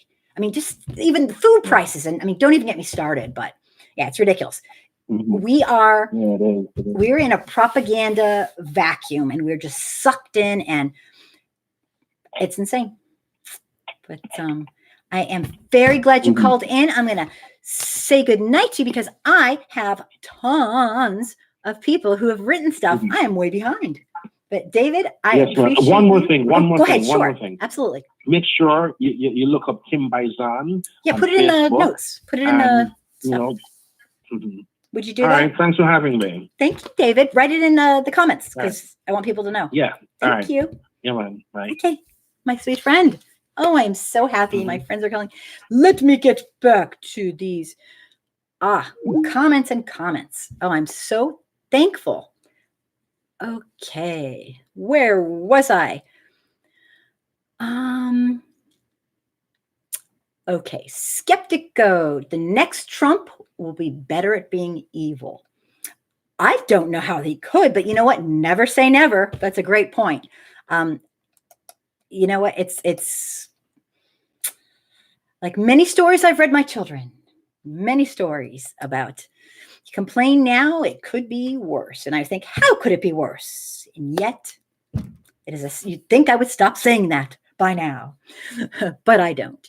Jeremy, to put into perspective, one representative represents 747,000 citizens on average. Dang. Wyatt. I just wish that those that were left would take reparations more seriously.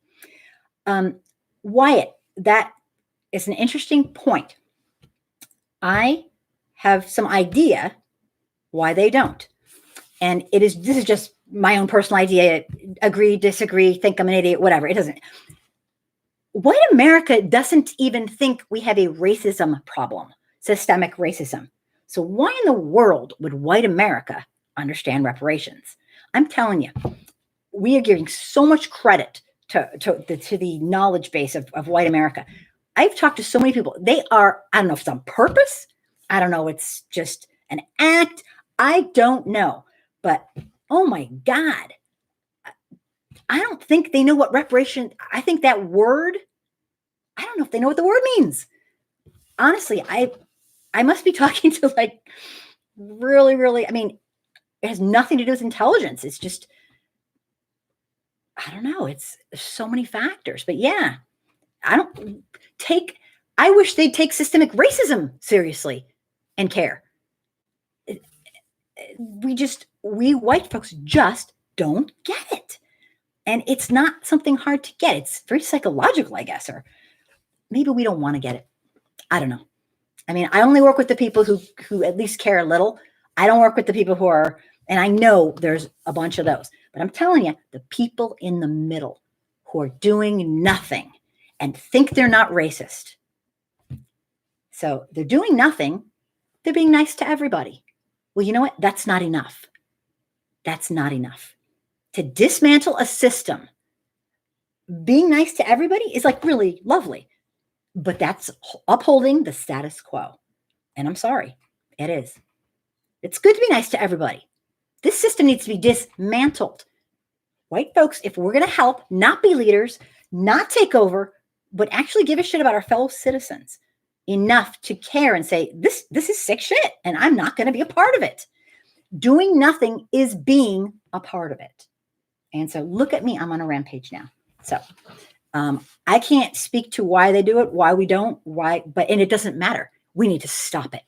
And we need to start acting like humans and caring about our fellow humans and educating ourselves and giving a shit. And that's my speech. Okay, sorry. I will think, but yeah, great, good points. Really good points. Leslie, Kim, they don't want gun control. You would think after seeing first graders get cut down that that would happen. Right. I mean, I thought Sandy Hook, you're right.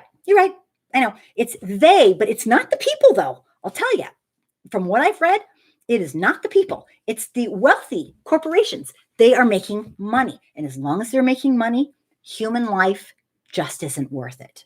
That's my take. I don't know if that's kind of what you meant, but yeah, I mean, I've talked a lot about Sandy Hook, little children. I don't want to get into it. It's just so, yeah. Yep. Yeah, you're probably right. Skeptical. This country wants change, not just Trump out of office. It won't come from a centrist like Biden. He wants business as usual. That is exactly what I think. I think it'll be lovely and maybe we won't go backwards anymore, but he doesn't seem progressive to me at all. He's a status quo guy. I mean, no comment, but yeah, I'm getting very, very triggered tonight. Okay. Great points. Nails glitter. Biden is not a centrist. He's a right of center. Damn. Yeah. Okay. There we go. Oh, and Dave, I meant challenging Obama. Gotcha. Thank you.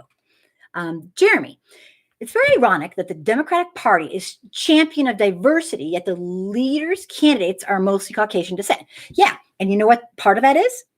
Part of it, and I'm just guessing, is because people dropped out because of money. And some of those wealthy white folks can stay in. And I'm not saying all white people are wealthy. And I'm not saying all black people aren't. But I'll tell you, I bet the number one reason people dropped, mostly the people who are black, brown, and all that, is because of money. And I know a lot of white folks did too. But right now, black people and African Americans, by law, and it's still happening, it's still happening, have been purposefully not allowed to accumulate wealth in this country. And sure, there are some wealthy people, but they had to be better than everybody, work 10 times harder. And I'm sorry, that is messed up. And part of the reason a lot of people dropped out is because of this crappy system we have where money buys you the presidency. I mean, literally, you have to have money to buy the presidency. And the Democrats have a bill that's sitting on Mitch McConnell's desk right now that deals with that. I mean, he's not going to put it through because he's benefiting from the corruption. The Democrats have tons of amazing bills. I just read through every single one of them almost to do a video I was doing. And some of them are really cool.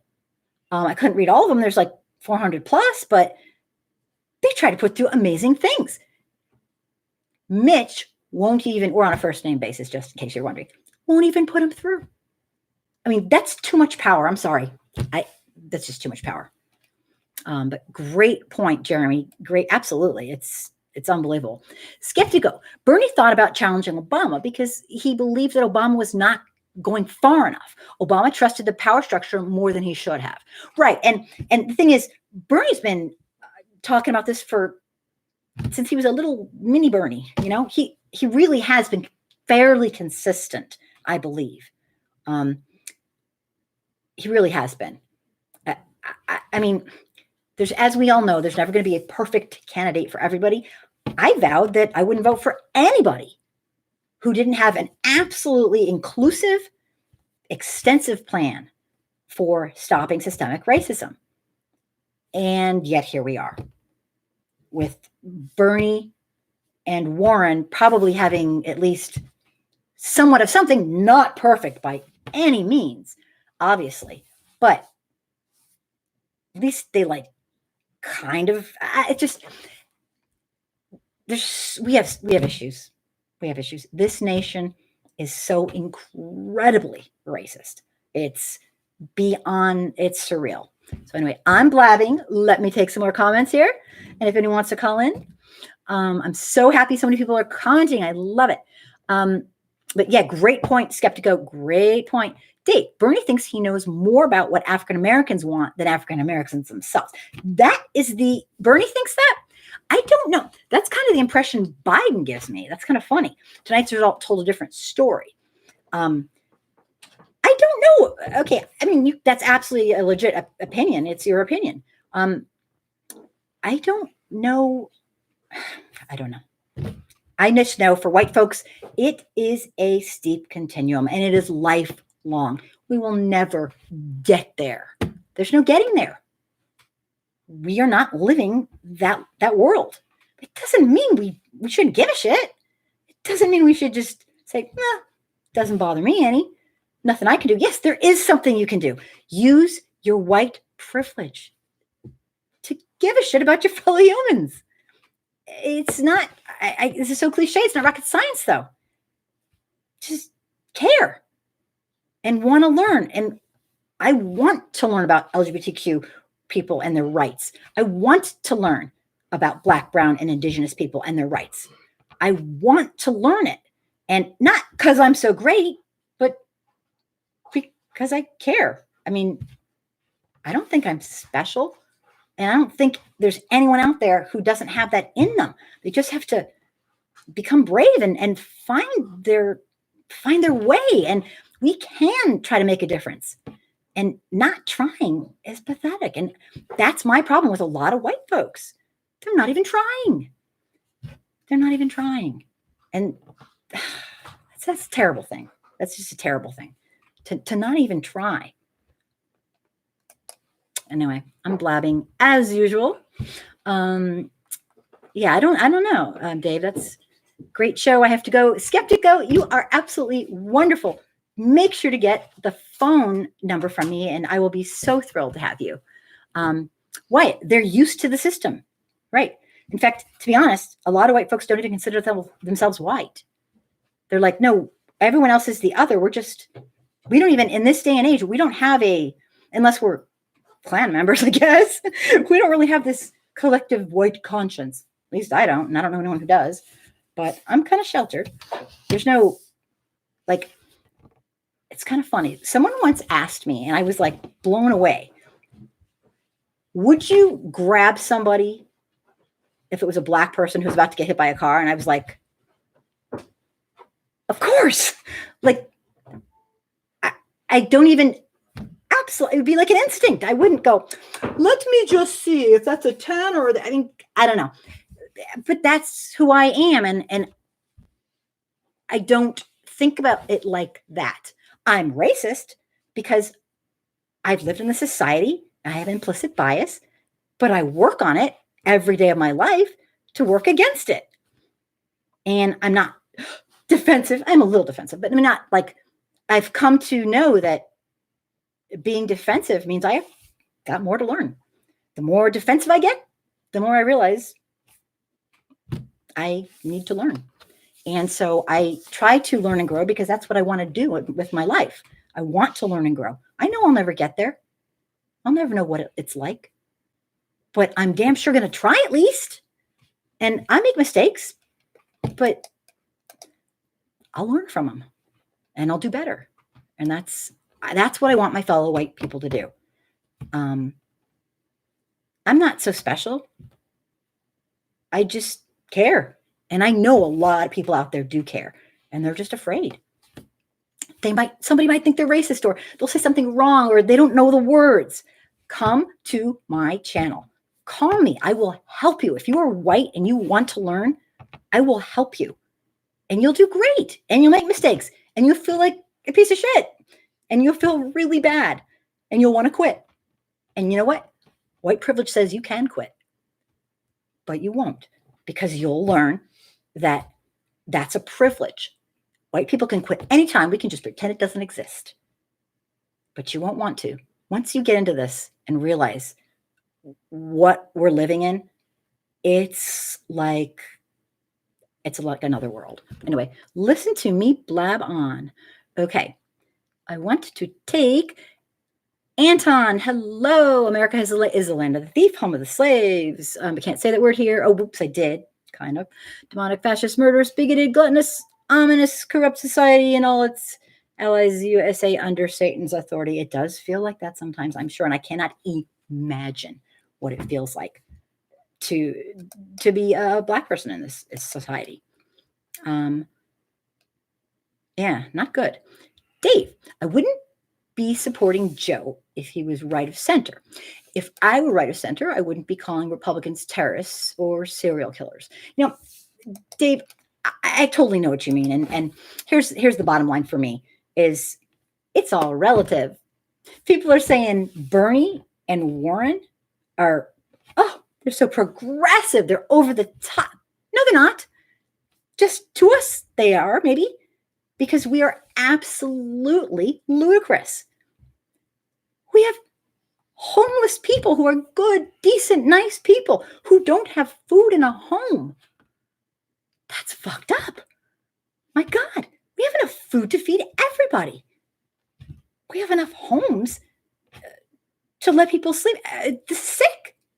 This is sick. This is not our best. America's not doing our best. So, I mean, it's all relative. It's all relative.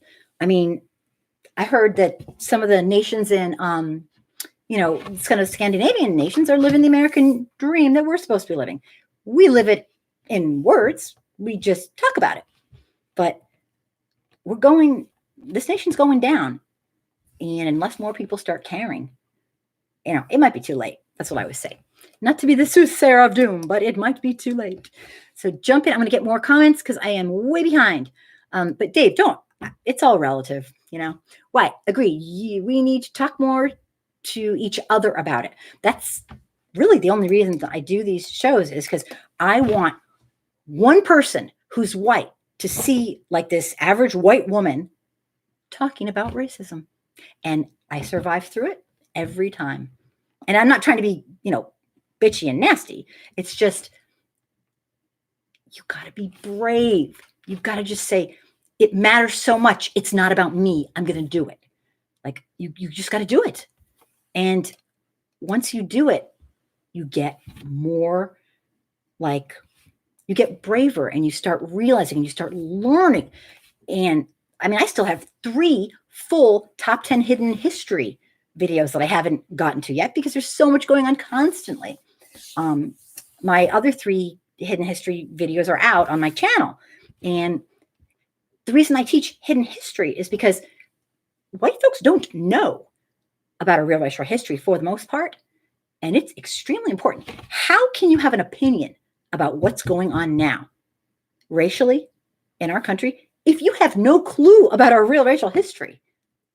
It doesn't just stop. It all adds up, and it has caused all the problems we have now, racially. What we've done in the past is why we have, with the redlining and with all this, we have to understand, if you have an opinion on this and you don't know racial history, your opinion's kind of a joke. No offense, because you don't know. And I'm not saying you have to be perfect, but let's learn some of this stuff. I'm still learning. There's a ton I don't know. Oh my God, I don't even want to get into it. Okay. And I talk too much. Wah. Let me see here. But yes, Wyatt, if nothing else, white folks got to get comfortable if we want to be a support to our brothers and sisters who are Black, brown, indigenous, not white, so to speak. We got to learn something. And we have to drop our egos at the door. And I guess people just aren't willing to. I don't know. I can't answer for anybody. It's frustrating. It's a process. And I said I would. Kim Bizon is running in Michigan, Congressional District 10, August 4th. It's the Democratic Party. Thanks, Neil. Thanks, Kitchen Politics. Appreciate it. Wyatt, I almost skipped yours. Put others, about it. Put others when it's most uncomfortable. Come over. Let me just read it again. I think I missed part of your comments. I'm losing it. Let me go back. Sorry, I'm reading this and I'm not quite understanding thoroughly. It's so hard with the writing. It's not your fault, but yeah, if you overcome that white fragility and see what's right, yeah, you'll it's a process. I mean, I'm white. I have white fragility. I mean, that's kind of normal, and you just have to like anything else. You just have to say, you know what? I'm going to drop my ego. I'm going to feel stupid. I actually have a video that says you're going to feel really stupid. Do it anyway. You're going to feel stupid because it's part of the learning process. Like anything else you learn, you're going to flop on your face sometimes. And yeah, there are people who probably think I'm a racist, you know what? Because before, while I was learning, I probably said things that unknowingly, but it's still that's my place. I got to figure it out. But in the end, it's a whole nother world. You'll be so happy. You'll feel good. Like, you know what? I'm not living in this cognitive dissonance where like pretending liberty and justice for all when I see like all these horrible things. Police murdering people for nothing but the color of their skin. Children being yanked out of school and put into this process, this system of, oh God, I can't even, it's a little overwhelming. Let me see here. Pitch and Politics. You are putting up the contribution there. Okay. Wyatt, that's a great book. I have a copy of it and the audio, very helpful to learn more, assuming you're talking about probably Nails and Glitters books. If not, jump on in and put what you're, correct me, please. Jeremy, one simple question. Do you believe it is fair to assume that America is an oligarchy? Personally, oh my God, yes, absolutely. Personally, yeah. I think we might be past that. I don't know. I don't know too much about politics, but I think we're going to have King Trump if something doesn't happen. Really, really seriously. Wow. I'm going to try to race through these comments, and looks like we got a few silly people here. Oh my goodness. I love all the commenting. Elaine, Biden 2020, question mark? Tell us more. Tell us more. I'm personally not into him, but I will vote for him if he is the one. Kitchen Politics, Bernie Warren 2020 all the way. Kim Bazan for Congress in Michigan. Yeah, absolutely. My dream would be Bernie and Warren. Letitia, imagine being a billionaire Wall Street. A billionaire Wall Street better? You know what? If I was, well, I don't want to get into it. I know exactly what I would do with my money. That's all I can say. Dave, I originally supported Cory Booker in the primary. I was disappointed. Conscious one, only a few versus many. I think I know what you're talking about. Thanks for being here, by the way. Conscious one, that's a cool name. One force, one balance. The elephant in the room, Sanders and Bloomberg, will not win because they are Jews, and U.S. never had a Jewish president or vice president based on anti-Semitic beliefs held by white Christians. Interesting. You know, I've always thought it was kind of interesting because let me see, Bloomberg. That's so funny. I don't know people's religion, I guess. If you asked me, I would probably say I knew Bernie was probably Jewish. Bloomberg, I guess he is. I didn't know he was, but now I know he was. It's kind of interesting how that hasn't really been like this huge thing. I think it would be because of how anti-Semitic people are. It's kind of weird. It's a good point. Another good point. Yeah, I don't know. It's kind of weird. Like, why hasn't that been an issue? Everyone makes such huge issues of all these things we're all humans, for God's sakes. It's weird, but yeah, that's a good point. No one's like bringing that up. Maybe Klan people won't vote for him, but I don't know, because they don't like Jewish people a lot. I know that. See how much I know? Practically nothing. Good point. Dave, Biden raised less money than any of the other candidates, yet he is having the night of his life tonight. That goes to show you that raising a lot of money doesn't get you the nomination. Here's the thing. I get what you're saying, but raising a lot of money really does help tremendously, and that's unacceptable. It's just unacceptable in a democratic republic. And I know what you're saying for tonight, but overall, are you kidding me? If money didn't matter, then real, actual people who gave a shit would be running. So I'm not saying these guys don't, but I'm sorry. There's a reason that a lot of billion, trillion, gazillionaires are running. It's because they can. I want the best person running, not the person who has the most money. I'm sorry. I feel really strongly about this. I'm happy for you if you have tons and tons of money. That's really lovely, but it does not make you a good person. It does not make you a moral person.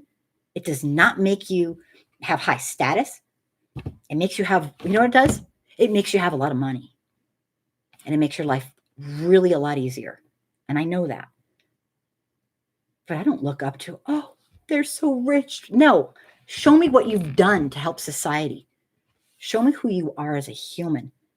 And if you have a lot of money, I'll look up to you. But not just because we have way too much bowing down to these immoral, wealthy, and not all wealthy people are immoral. But some of the most popular ones lately have been. So no comment. But I see what you're saying, Dave. Furthermore, agree something. Conscious one, agreed. Agreed. Got it. David, do you think the Fed's rate cuts were racist?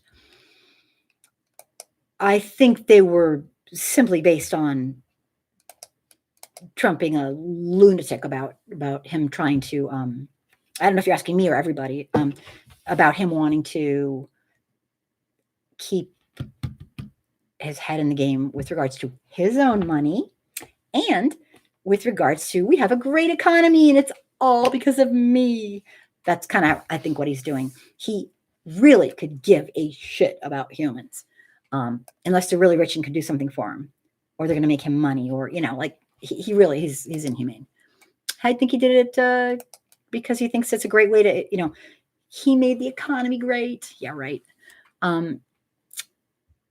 For rich people, he did, though. Really, really rich people, I got to say that. They got to be thrilled. I mean, so yeah, I hope I answered your question. Fed rates cut our last ditch effort to save Wall Street and the economy. Yeah, okay. Nails and glitter, we agree. Loss of money he gets. And for him personally, because God knows. Furthermore, ASMR, most people have to work so many hours just to get by that there's no time left to do action. Totally. I agree 100%. And I don't know if you were around. I said that at the beginning. There are a subset of people who are, and it's a big one, but it hasn't probably, I can't do that always, but right now, absolutely.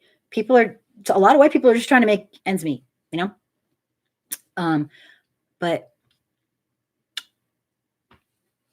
I just think we got to look at the bigger picture. Our democratic republic is bye. It's over. Freedom isn't free.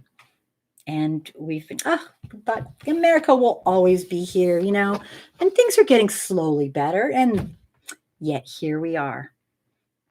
I think if Trump wins, it's over for America as a democratic republic. And it's an oligarchy too. That's just my opinion. I hope it's not true. But a lot of folks are saying this is the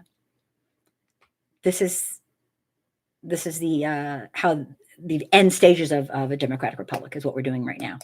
And a lot of smart people are saying that, who study, they know stuff. So it's really sad, but absolutely people have struggled. Oh my God. And I'm not talking particularly about any one person. And I hope people get that. I mean, this is not personal, but if we as a whole nation didn't somehow value our white supremacy, we wouldn't have it. So it's a cultural problem we have. And individuals are in the culture. And I get it. I mean, think about salary ranges. I mean, I'm trying to think. I know my family, our salary 20 years ago was pretty close to what it is now. And we're, both professional. I mean, it's not good. Let me get through here. Maximilian, you've gotten your messages taken away. Oh, you live in a society. I guess, yeah. I don't know. Letitia, you are such a great person. Thank you oh God, you are so sweet. I hope you're talking to me, but just kidding. You know what? I am not. You're very sweet. I do not get credit for being human. Okay. But I'll take it. But I'm just saying, this is just being human. And it is my honor to do everything and anything I can do to use my white privilege to bring this out. And maybe I'll make one person think twice, and it's good enough for me. It's really personal to me. Really personal. It's a long story. You don't want to hear it, but thank you so much. You are so kind. Gannon, you are naughty too. You are getting in trouble a lot. Let me see here. Thank you, Letitia. You're very sweet. Wall Street is evil and racist. Well, Wall Street, ho, ho, ho, ho. Wall Street has a rough beginnings. And I'm not anti-capitalist. We have mistakes in our past, and we haven't even recognized them. We haven't even admitted to them. Hell, we have whitewash history. We won't even admit to our own history. There's a lot going on. Very, very bad. Yeah, Wall Street. Oh, boy. PWD stands for a person with disabilities. I'm a little autistic, maybe? PWD stands for... person with disabilities. I'm a special ed teacher. You're in a good, safe spot. I know lots of people with disabilities, and it does not mean you cannot have a wonderful life. Let me see. Letitia, we should shut down Wall Street betting and give money to black. Yeah, I mean, if it was that simple, oh my gosh, that's funny. Yeah, this nation's out of control. But furthermore, the homeless need to be triaged. First, help the mentally ill, then the situational homeless. It will require long-term planning, but can be done. Abso-stinkin-lutely. There is no reason for the social issues we have in this nation. None. Absolutely none. That is my very opinionated opinion. Absolutely none. Because you know what? Lo and behold, all of a sudden, Trump wants his gazillion-dollar bombers and to up that. Still not giving to the actual military people, who many of which are on welfare. They get food and stuff like that because their salaries are so horrible. But all of a sudden, he just doesn't know how he's going to come up with the money to help people who don't have homes. Because in America, if you're homeless, it's all your fault. I'm saying that sarcastically. Please understand that. It's disgusting. It is disgusting. Every single person here, other than the millionaires and the billionaires, is one really bad illness away from being broke. And if you don't think that, then it's a little naive. Half the people who will go bankrupt because of medical bills. And that is disgusting. I have so many issues. My God. Okay. Furthermore, that was awesome. You did great. Do I have a Pornhub account? Oh, Pornhub. Is it Pornhub where you look at porn? Like, I guess you could say. I've heard of that before. I don't have one personally, and I certainly not in that. But very interesting question. No, I don't think I do. I hope that helps. And by the way, thanks for letting that through. N and G, appreciate it. Brendan, how? Like what it's like? Oh God, I'm like so not. How can we go about giving reparations? I wish we could finally give back to the African American community all that was taken. Yeah, that's a really loaded question, and I think it's a great question. Part of the thing is we're not there, societally speaking, but we will be there sometime. And my personal opinion on reparations is inconsequential. It doesn't matter what I think. It's not about me. I'm a white person. It's not my business, point blank. Okay. It is my business what our government has done and to educate myself, but it is not my it's not my place to PWD. You are cracking me up. Yes, my other career is, well, we won't talk about it. PM me. I'll tell you all about it. Not. That's funny though. Yeah. Reparations. It's like white America won't even admit we did something that we did. It's crazy. It's like, here's a great example I love to use. White America. It is like asking for forgiveness. It's like a spouse asking for forgiveness as they punch their loved one in the face. Why won't you forgive me for the past? Because they're still doing it. We're still doing it. We won't even admit we are really, really, really not good. Okay. We're just so not there. Okay. I recognize you from somewhere. We'll talk. I'm kidding. No, I'm not. No. Are you kidding me? I'm not skinny enough. I'm not. No. Please take Gannon's call. I will take any call that comes through. I just haven't gotten Gannon's call. Nails and glitter. Most homeless people have mental illnesses.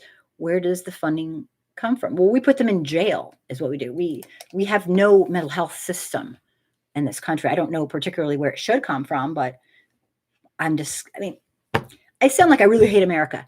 I don't hate America. I am just incredibly disappointed because we have the makings of what could be an amazing country. But our values are just so screwed up. And I don't know why. These are our fellow humans.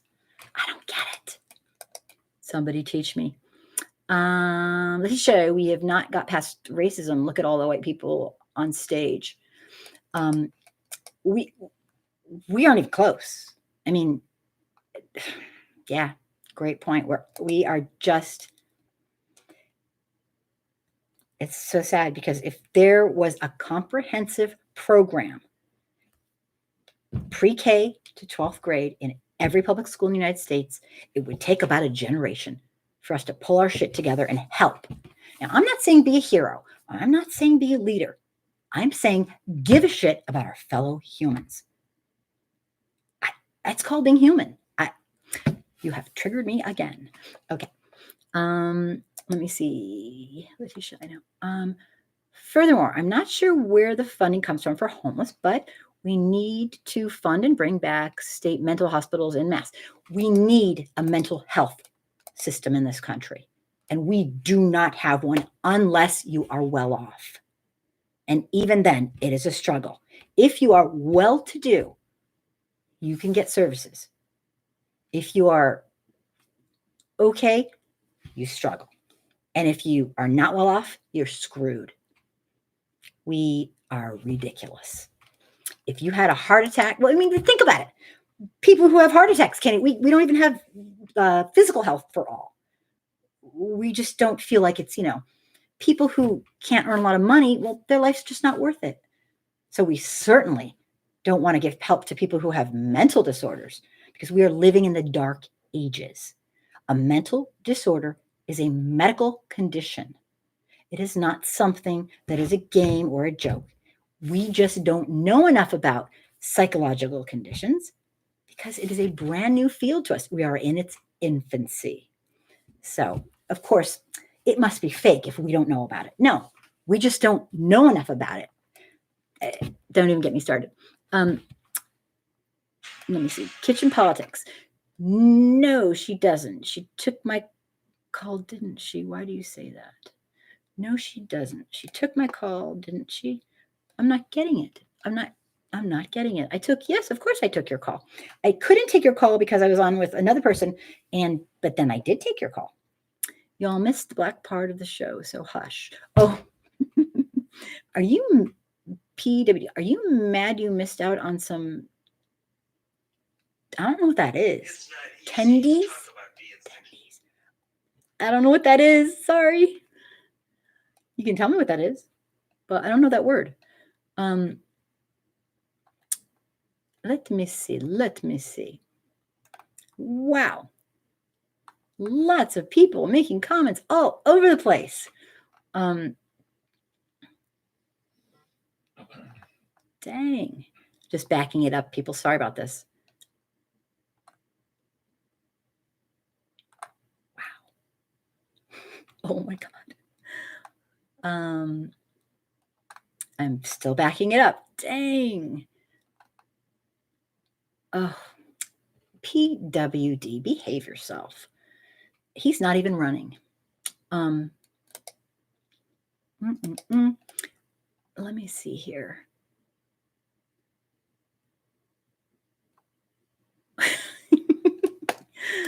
Oh, some silly people. You guys, that's an old one.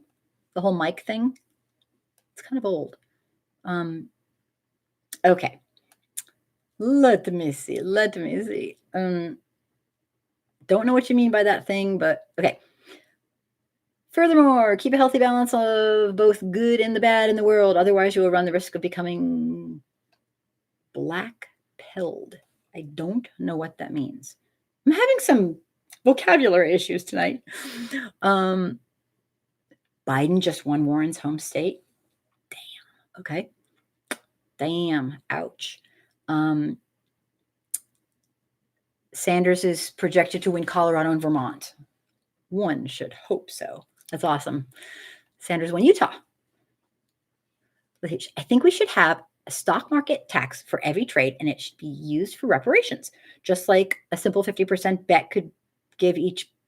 That's a really good idea, actually. There are so many simple things that can be done. Yeah, I never heard that before. That's a good idea. Nails and glitter tax is still counting. Michael, after seeing the Super Tuesday results, I need a drink. Oh no. Ega, all politicians are shallow like that. It would seem that way. I hope not, but it would seem that way. California perspectives for Sanders. Thank you so much, everybody, for bringing in I love it. Biden's winning pretty much everything else. Dang. Biden has been selected as the winner after South Carolina. It would seem that way, wouldn't it? Michael, mark my words, if Biden gets a nomination, we will lose the House and the Senate and the White House again. Yeah, I'm not happy with him. Not. Civilization is at a crossroads right now, and no matter who wins, things are going to change. Yeah, you can say that again. I think our nation is morphing into a dictatorship.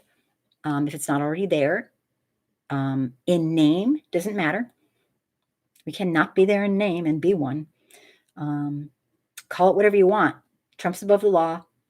I think he's going to win in 2020. And I think that will be the true beginning. I keep saying this, the true beginning of the end. I don't wish it upon us, but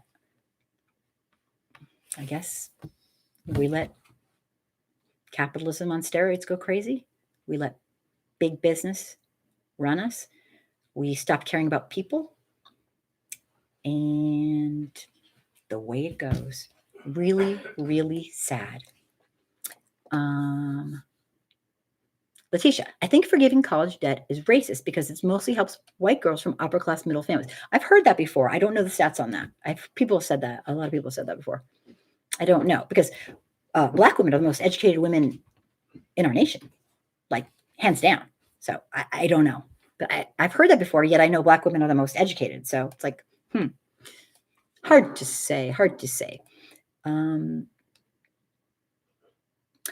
Michael, clearly not the people. The people have spoken. They're fine with complacency. Yep. Yeah. Right. Yeah. No. It's all about people who just didn't care enough because they thought freedom was free. Watch your ancestry. You'll know freedom's not free. Boy, oh boy. Nails and glitter. The tension is real. Michael, Letitia, how's getting kids out of debt racist? If public college is free, everyone would go. Yeah. I mean, I think that getting people out of debt and having public, having college free and all that is essential. I mean, some of these Republican voters need some freaking college people. Come on. And I am absolutely good with having them have it because part of our problem is that we have an uneducated public. And when you're uneducated, you can't think for yourself. You can't use critical thinking skills as well as you should. So you believe anything you hear or see in writing.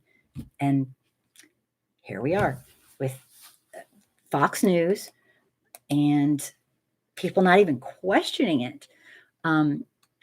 Good question, Michael. Letitia, because Blacks and people of color don't benefit from forgiving college debt, mostly upper middle class women do. It's more of it's like, I see what you're saying. I just don't know the stats on it personally. I know what you're saying, but I don't know the statistics personally enough to speak of it. But furthermore, you are right about that. The powers that be are focused on dividing and conquering us peasants. Yeah, we just fall for it. Giving money away doesn't fix things, though. Teach people how to use the money to grow. Right, and that's part of my thing is this. I mean, I don't have anything to say about reparations. I do have a lot because it's not my place, but I certainly do have a lot to say about systemic racism. It needs to be dismantled. I don't care how much money people get. If they do or they don't get a ton, a little, a medium, nothing's going to really change until the system is changed. Sure, a lot of people feel like they are owed reparations, and that is absolutely their prerogative. But with that, the system has to change. We cannot keep going this way, and it's going to either way, but it might be changing for the worse. If we're going to have a dictator, King Trump, we have yet to see the pain in this nation. This is nothing compared to what's going to happen. I'm sad to say. He is a vile, bad man. He has things in mind that we cannot even imagine. Very scary. Giving money away. Right. Great point. Of course not. Brandon, I was denied from my local brokerage due to being a transgender person. The power of the alt-right Trumpists is ridiculous in this country. Amen. It's out of control. Brendan, look at some of my videos I've done. They're like some serious, insane stuff going on in this country. And you probably know it. It's crazy. It's crazy. People are out of their freaking minds with lack of education and lack of understanding. And I have a couple videos on transgender people and people who don't support all women and all men, and people who think they know more than the actual people living this stuff. And I have some harsh words. I don't want to scare you away, but no, I have some very strong feelings about that. Thank you for bringing that up. It makes sense. We got a lot of growing up to do. And I think personally, I think it's too late, not to be rude, but I think we're in trouble. Thanks, Brendan. Michael, with that logic, every program is racist that doesn't specifically cater to us. We are the minority. Everything helps everyone else more. Yeah, it's a tough call. I know what you're saying, because like a lot of things like free college, that will bring everybody up.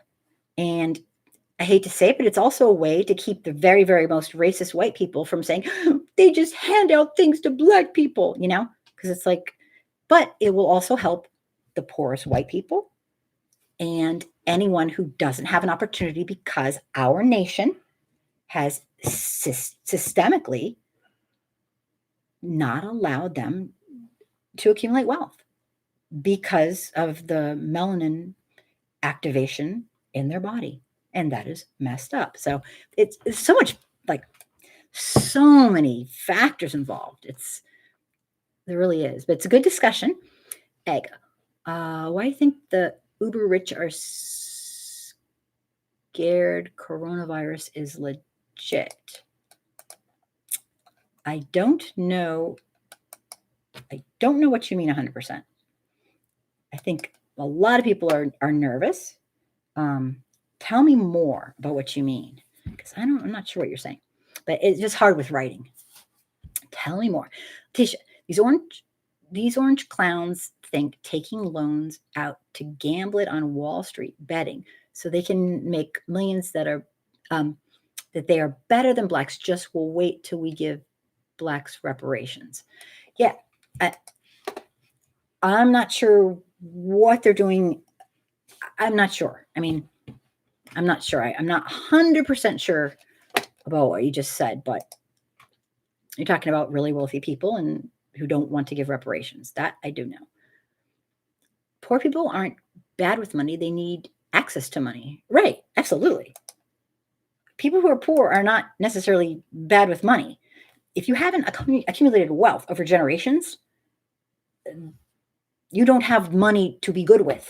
To say, if you don't have like money enough to have surplus, if you don't have surplus, there's no money to be good with. You have to buy things.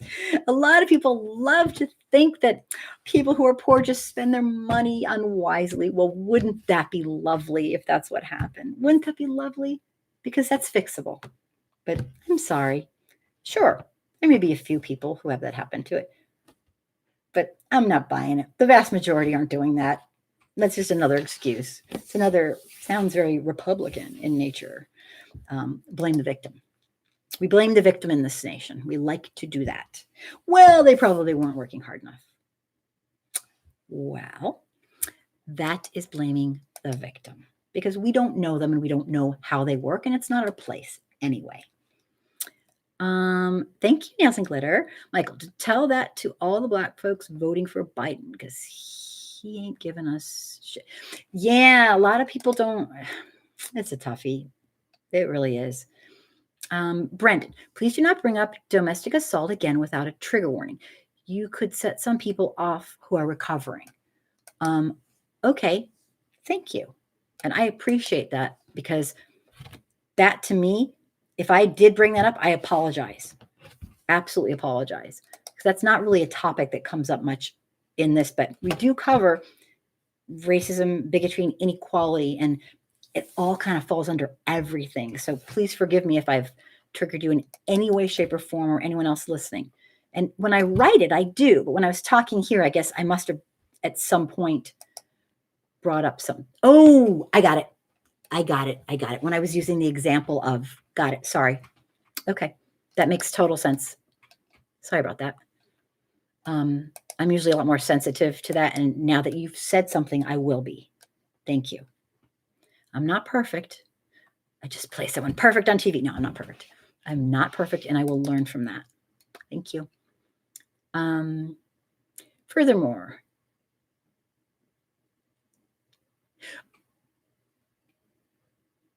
okay, furthermore, person who is transgender, didn't catch your name, who got the job instead?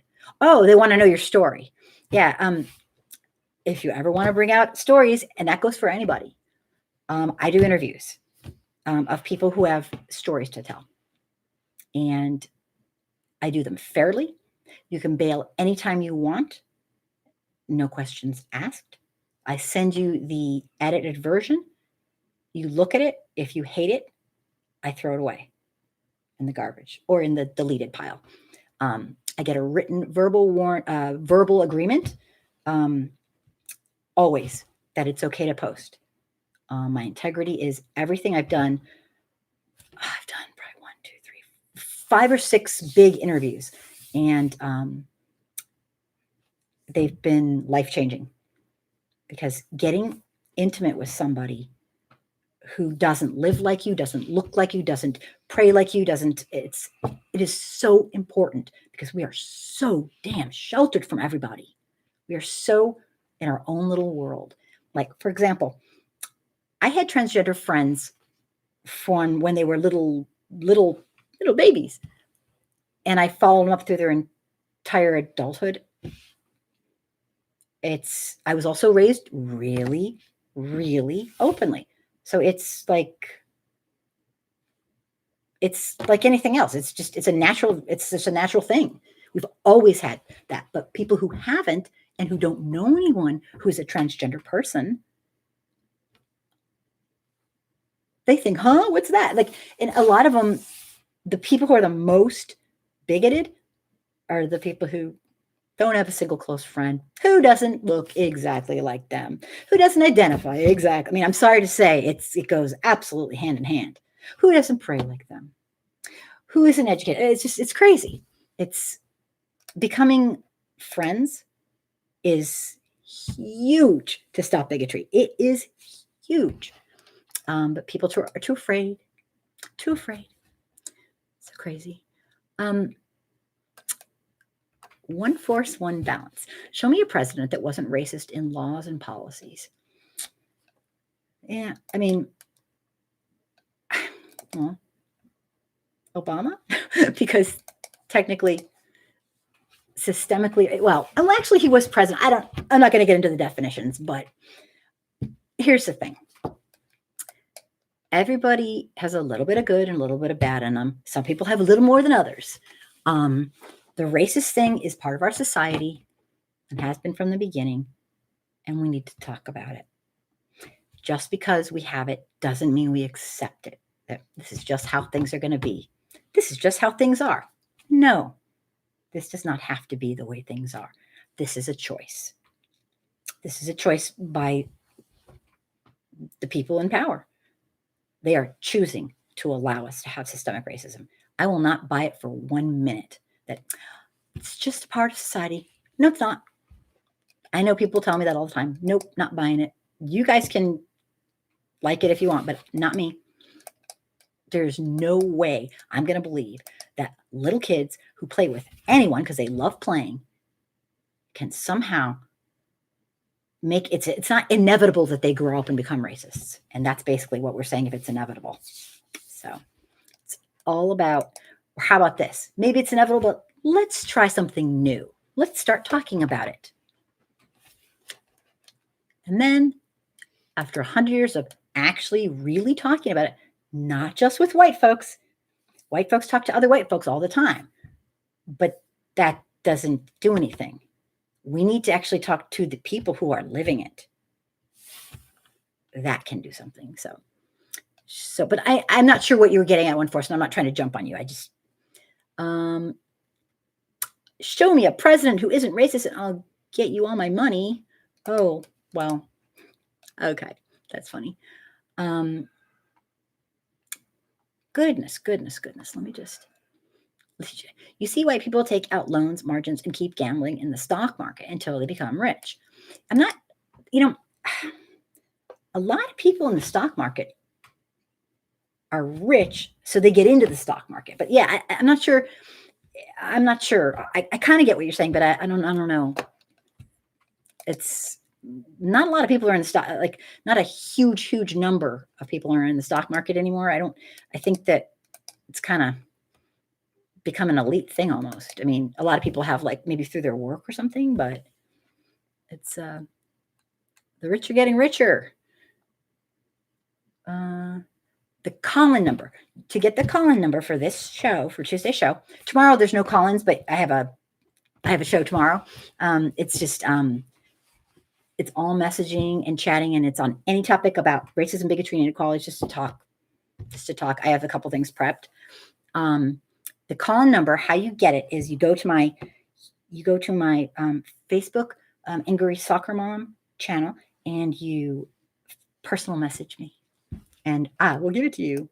I check you out, but I already got to check you. I check everyone out because I like so many trolls trying to be all goofy. So I got to check you out, and I'll of course give you the number. Epic. An ideal world, Republicans do not exist. I got to the bottom. Problem is, no one talks to Black people. They're ignored. You know what? That's why I do this. I want to know what you think. And that's why I wanted to be in the corner. This kind of show was supposed to be a show where I was just kind of like in the corner, like, oh, you're up next, you're up, whatever. Booking the people, getting the people on, doing the busy work. But most of my friends are too afraid to come on because of our current culture. And it's disgusting. And I get it, and I don't blame them one bit, not one bit. But that's why I'm doing all the blabbing and reading, is because, and have the phone-ins, because my friends, they don't want to risk their life. Jew is, go figure. So anyway, it is getting late. I have so much more to talk about, always. This is what I'll just do one more thing, and then I will say good night. And everybody, if you believe like I do that it's way past time for white America to start caring about our fellow humans and actually give a shit and act like humans and be there to make liberty and justice for all actually means something. I don't like living a lie, and most people probably don't either. And we can make this stop. We can help support our fellow humans. It's just called being human. It's not heroic. It's just what humans need to do for each other because we're humans. So if you believe that too, please consider subscribing to my YouTube channel. Check out my videos. Tell me what you think. I want to know what you think because I read it and that's how I learn. And I learn something every day. So please tell me what you think. I mean, it's good to watch them, but if you can, take a minute in the comments and let me know what you think. I really do want to know. I don't want you just like, oh, I liked it. I want to know what you think. Okay.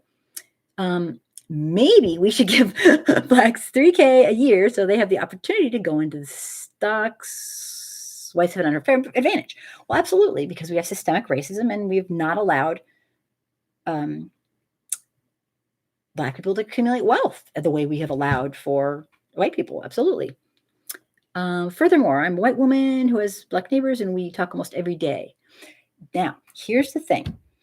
Furthermore, I get what you're saying. I absolutely get what you're saying. But you're doing sampling of one.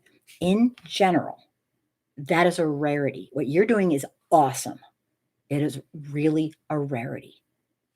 I'm sad to say. And that's just based on the general society overall. But you personally, obviously, have taken it upon yourself to do that. And that's awesome. And I'm sure you have benefited greatly from having friendship with them and them having friendship with you. So you know stuff, but in general, in kind of middle class and white America, you could say we're really segregated. Really segregated. In fact, that's something that a lot of social scientists are working on, is how can we be so segregated like this? Well, because we're pre-64 segregated. It's like, oh my God. It's crazy.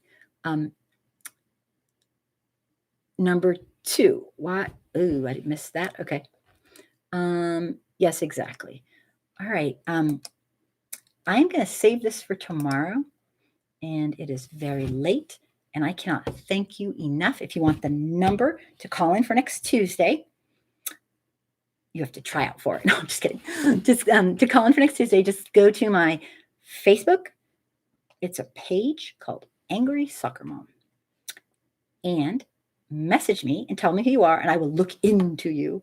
And I mean, at some point I'm going to get real call-ins, but maybe if this call-in live show gets a little more popular, I'll get like the real thing where there's a whole pattern you can do, and checking, and then I can just give the number out. Like, everybody, we had a little incident regarding about a gazillion people, right? Nails and glitter. Got a little ugly, but until then, I'll just be doing it the person by person way. And again, I cannot thank you enough for being here. This means the world to me to be able to have a conversation like this. I just wish we could. It's just good to talk. And a lot of white folks watch this after. They don't go on live. And so when you give screen calls, screening calls, I know, oh God, that's your next job. Just kidding. When you, furthermore, thank you so much for being here. I honestly, it's awesome. I know it sounds goofy, but it just means so much to me. Skeptical, could you give the call-in number to me on Twitter? Yes, I could. Yes, I could. Okay, sure, absolutely. And I am, even though I don't know how to use Twitter, kind of terrifying. I'll figure it out. But I am Imagine No Hate, at Imagine No Hate, and I really don't know how to use Twitter. And when I got booted off of Facebook for life, I was trying to find another platform, and it's kind of like the whole thing is kind of weird, like when you're so used to one thing. But I need to find another platform, because when I got booted off, I lost my group of 5,000. I lost my group of 35,000. I lost the editing group of 120. I mean, I lost so many people that I care about, and I haven't even gotten in touch with all my friends yet, because they just think I must be on vacation or something for forever. So it's so sad. But yes, Skeptico, absolutely. So if you believe in what I'm trying to do is just talk in a heterogeneous setting about anti-racism, anti-bigotry, and the inequality we have, just talking with a lot of people from different backgrounds and surviving through it, then please subscribe and tell me what you think. And the nicest thing you could do if you support me is get other people to subscribe, because I don't have any white friends left. Okay. I'm just saying. Absolutely. Letitia, you have to watch one of my videos. No, absolutely. He is so full of shit. I am so not happy with him. I've done a few videos on him. Yes, I have. Not happy with him at all. They won't even tell me why. Yeah. Oh, nuts. It's crazy. Furthermore, I got banned from Twitter to you. Yeah. This whole thing's nuts. I did one video on, oh my gosh, Letitia, I have done one video on his policies for, his completely out of touch policies for how he does things. One video on his Cambridge Analytica and how he's aiding and abetting Trump to use psychological warfare on people in swing states to try to change their mind. It's psychological tactics used by the military. You'll see that one. I did another one on, oh my God, I'm just blabbing. All right. Thank you so much. If you want more of this blabbing and want to join in and talk about any topic you want, tomorrow night is my usual. This show is actually really new. Only done it like maybe 10 times. The other one's been going on and on. If you want to jump in on that one, it's not a call-in, but I read comments and we talk about all the issues. And if you want to do that tomorrow, it's at 9. I do 2 back-to-back. And I can't thank you enough for being here. Every single person, it really matters to me. And tonight was I got a few little silly things. And thank you so much, Nails and Glitter, for what you did. I hope you didn't get overworked. And if you have anything to say to me personally, please do it on, well, if you don't want to do it publicly, go on my Facebook Angry Soccer Mom page and message me. And I will say hello. Okay? So good night, everybody. And go tell a friend. Go tell a friend. Oh, good. Nails and Glitter, good. Well, we put you through hell, so anything's got to be better. Go tell a friend if you know somebody who's white and who could maybe learn something from this conversation. I know it's tough and we're so divided, but probably maybe pass it on to them if you can somehow, or one of the videos, or who knows. All right. Good night, everybody. Thank you so much for being here, and have a great night. And hopefully I'll see some of you guys tomorrow. Okay. Thank you. You did great tonight. Awesome conversation. Good night. It's bedtime. Tisha, yeah, but white people can't talk here, so we should let them speak no matter how ignorant. Can't talk here. Not sure. White people can't talk here. You mean they can't come on like, I'm a white person, I'm talking, but white people talk here. There's white people, I have to speak for them, but yeah. Good night. We'll talk, Letitia. I want to know more what you mean. You matter. I want to hear what you have to say. I want to understand. Yeah, there's a lot of ignorant white folks. That's why I do this, just to maybe reach 1 or 2. Trolls disrupt to get booed. Yeah. All right. Good night, everybody. Thank you so much for being here. All right. And we'll do it again tomorrow, hopefully. And next Tuesday and next Wednesday. Good night. Thanks, everybody. This is great.